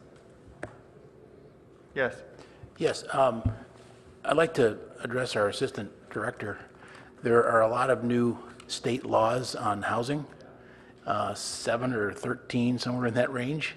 I would think it would be great if we could get an executive summary as to A, which those are and how important they are, and then B, some guidelines on what policies that's going to impact for us, including, what we need to do to help with that.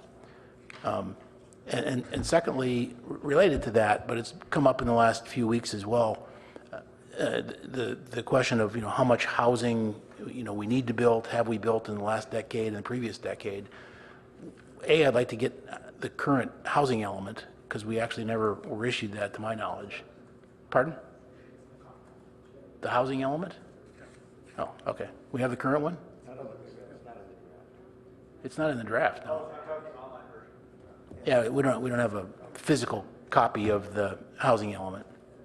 Would be great. But secondly, if we could get the metrics in terms of the current 10-year plan, I guess it's with ABAG in there, where we are on that and what our goals are, so we know what we need to meet. And it would just be interesting to get the historical data of the prior 10 years, which I think we did better in the prior 10 years than we're doing now.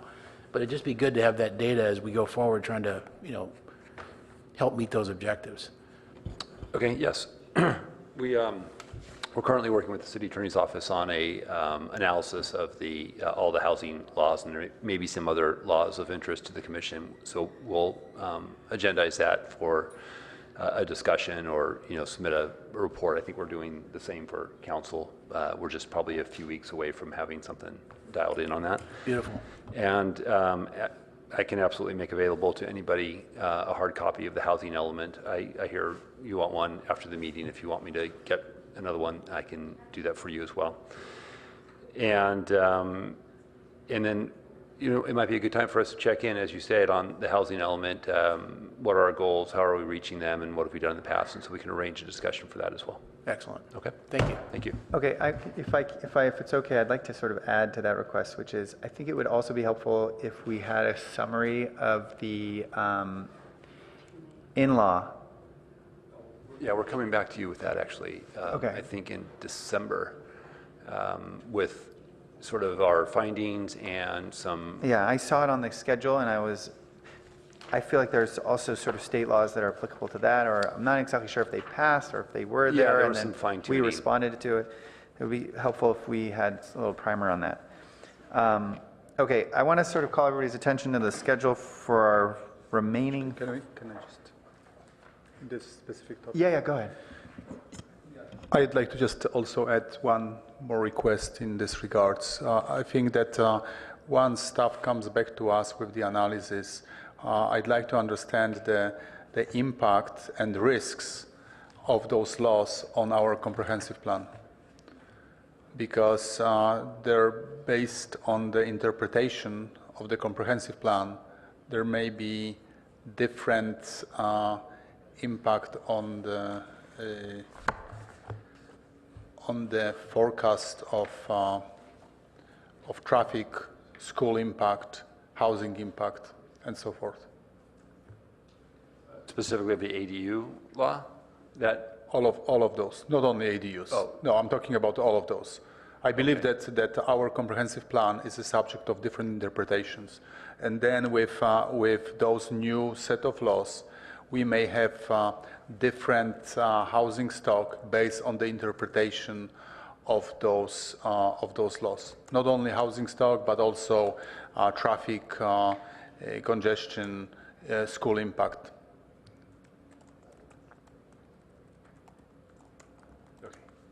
Okay, thank you. Thank you. Okay, I'd like to talk a little bit about our schedule. We have 4 meetings left. One of the items that's currently scheduled for November 29th is our annual report to council. Now, I want to sort of give you a little context here. We didn't have an annual report to council last year because I'm not exactly sure. Adrian Fine didn't prepare one. And the year before, then Commissioner Tanaka wrote a report in conjunction with each commissioner. So each commissioner was responsible for a section of the report. And that actually was a practice that Commissioner Mark Michael before him had done for the 2 years Commissioner Mark Michael was chair. I'm comfortable writing a memo on how I think this year went. But before I sort of step up into that, I want to determine whether or not anybody has thoughts on whether they would like to participate in the drafting of that memo. Which I should say that prior to Commissioner Michael,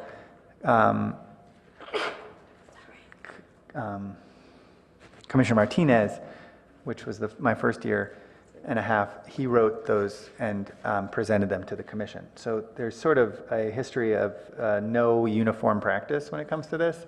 And so before I did it differently than the last time we did it, I wanted to double check if there's any thoughts on that. Just, could you review generally what the content is? Is it a recap of actions accomplished or policies? It's sort of a unique letter. The first time, actually, Commissioner Martinez is the commissioner that was the chair twice in a row. I had mistakenly said it was Commissioner Michael. And Commissioner Martinez, the first letter he wrote was a summary of basically all of the things we accomplished in the year and some of his hopes for what we could accomplish the following year. His second letter was a little different. I believe it was a summation of the entirety of his involvement with the commission because that was his term ended his last letter. And he left the commission. Commissioner Michael wrote in conjunction with the rest of us, and so did Tanaka, he wrote a summary of things, and he gave each commissioner like a month of the year to write a summary of the things we did, and it acted like a little bit of a book report. I'm not entirely sure those are useful. I'm not entirely sure if the report to council is an opportunity for someone to op-ed, or whether it should just be a bullet point list of what we accomplished. And so to that extent, I'm sort of asking for comments on it because. So my input on this. So I've seen both.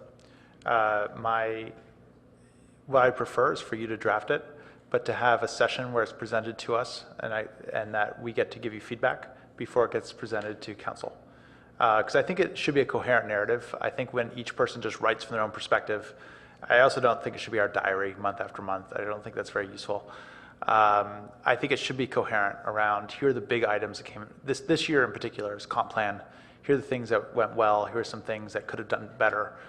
Going forward, now that comp plan is done, here are some big items that should come in front of us, including parking, including the coordinated area plans, including, so a number of things like that, I think if you were to encapsulate, and then we get one round of feedback to you, and then I would trust that the next round would go to council in good form.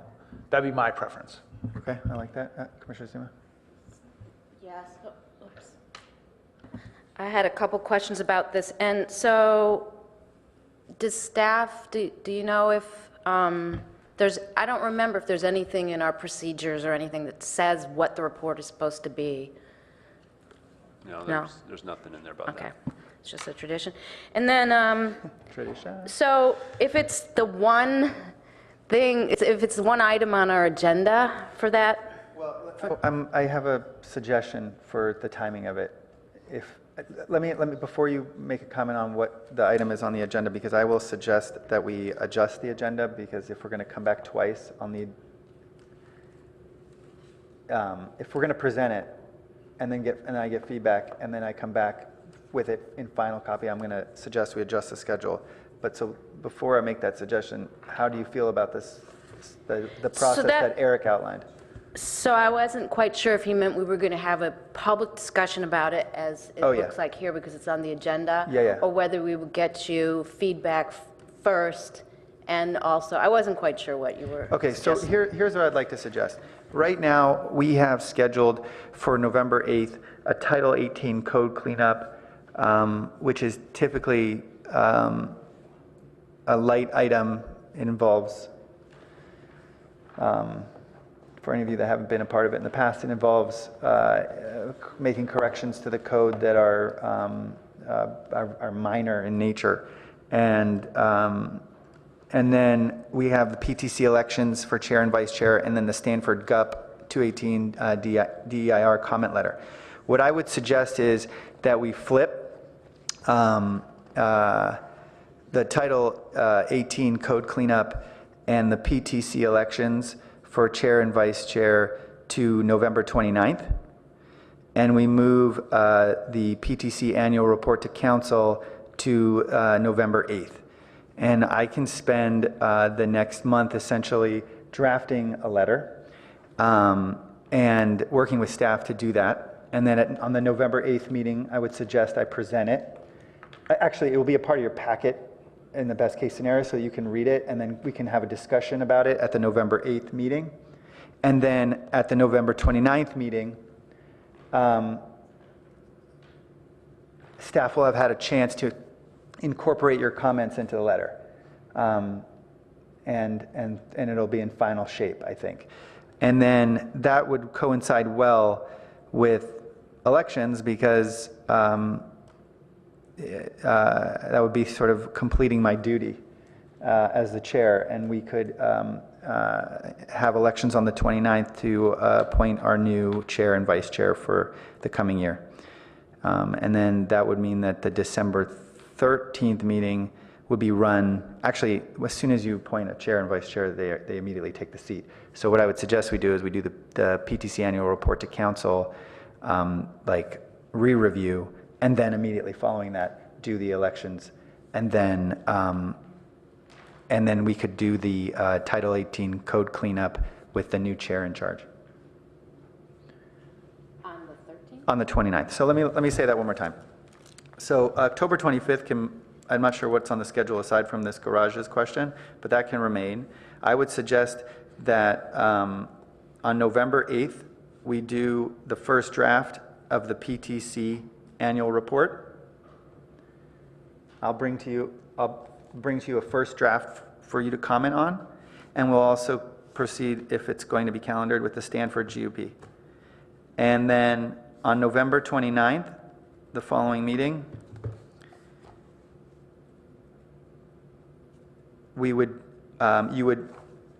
would come back to you with a final draft that would incorporate the comments that you gave me on November 8th.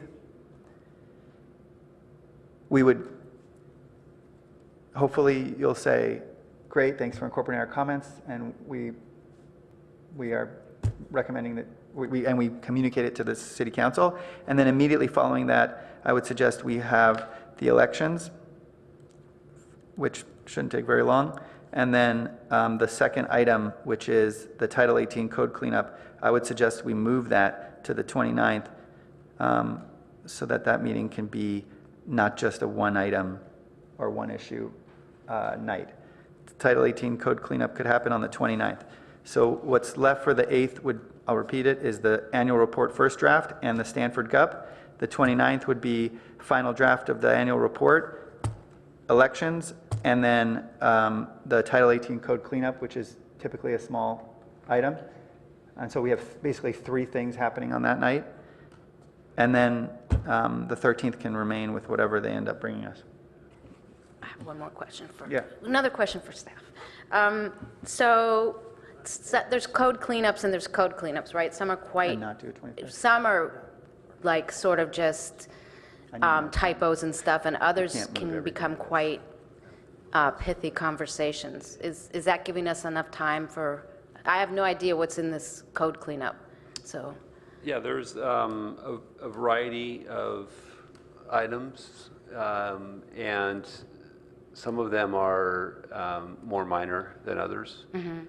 I don't know that any of them are hugely controversial or implement.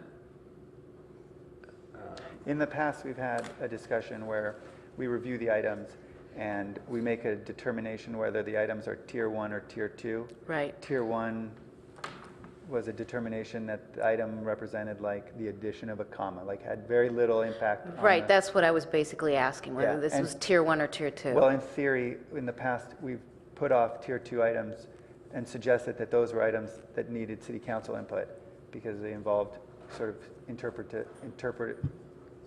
Yeah, we're taking a slightly different tack this year. I think we got a little,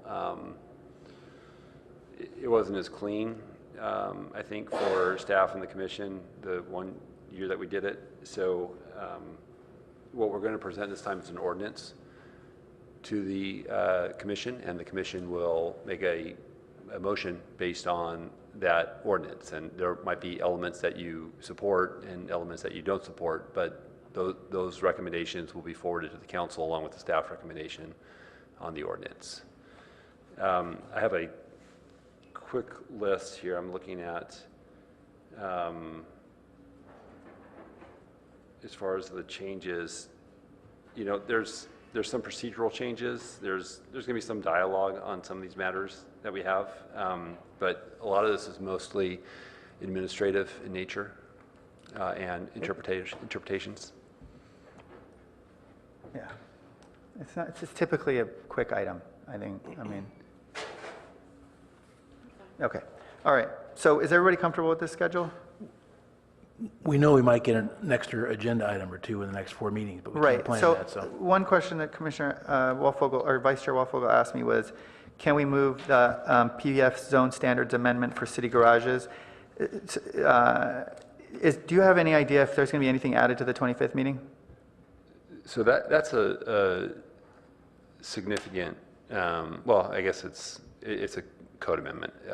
So what this is for the public safety building and the garage on Sherman, and the commission's role in this particular regard is the code amendment to the PF zone. Okay. And so that's what you're going to be talking about. You're not going to really be engaged in the conversation of the garage or the public safety building You anticipate itself. that being a meaty issue?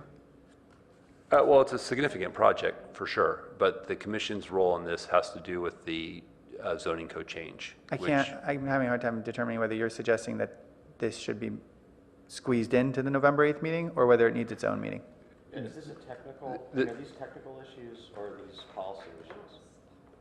I mean, if these are technical issues, then, you know, I doubt that we'll spend a lot of time debating, you know, whether the concrete, you know, whether the standards need to be, you know, 18 inches or 22 inches.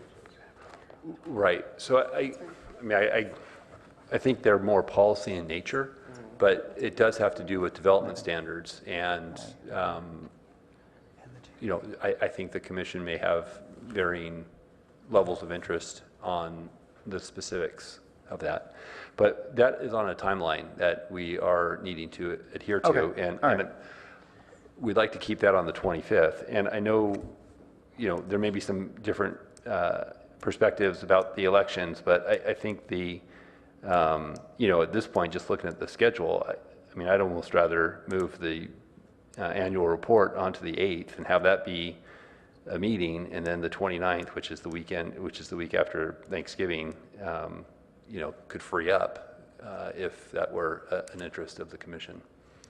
I just want to point out, I think I have a conflict on November 8th, so to the extent we cannot have subset. Well, so the GUP has to happen on the 8th. Yeah, And here's the thing. I need a little bit of time to sort of prepare this draft letter. Right, well, there's nothing tying, I guess you have some interest in getting that done because on paper, Well, I was specifically asked to do it. Right. By Councilmember Koo. And she that's fine. called it out. But it doesn't, I would say December 13th is the deadline for that, right? Well, If I may chime in, sorry Yeah. for interrupting. I think that I'd recommend just to take a simpler route. It is your letter. It is summary of your tenure. I respect that you want to just get our opinion, and others did. But it's fine with me if you draft this letter and if you write it and just send it out, even without our input. I'd be totally comfortable with this. I appreciate And then, that. as I said, just take ownership of this, write it yourself, Yeah. and then, of course, we could provide you with input. Doesn't have to be official. It may be offline if staff would The problem is I facilitate can't this. share that letter with you and the rest of the commission without it being agendized. And so, and I actually like the suggestion of having sort of group input. I'm not suggesting authorship.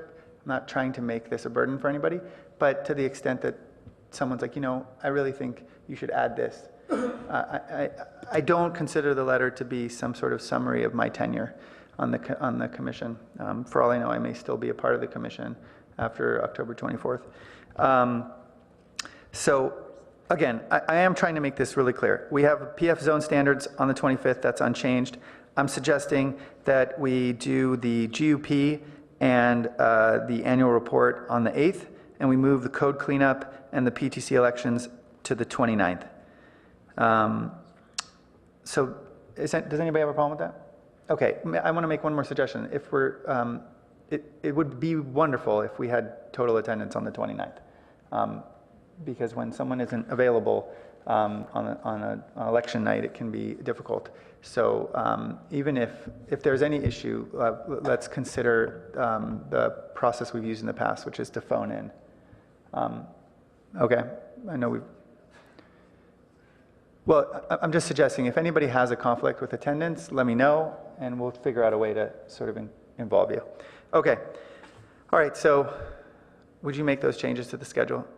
Yes, I do need to take a look at the Title 18. I wasn't really prepared to get into this level of discussion, but I do want to take a look at our schedule and our commitments to get that to council. This is this year's code cleanup, and so we're kind of working on a schedule, and so I'll take a look at that. I understand your interest in that, and we'll take a look at that. Just one detail for that Stanford GUP, there's going to be 2 recusals again. So if we could have that last on the agenda, that would be convenient. It will be last on the agenda. Okay, thank you. I anticipate that the annual report draft is not going to take very long. So hopefully we can do that, and then you guys can go, and then we can finish the GP. Okay.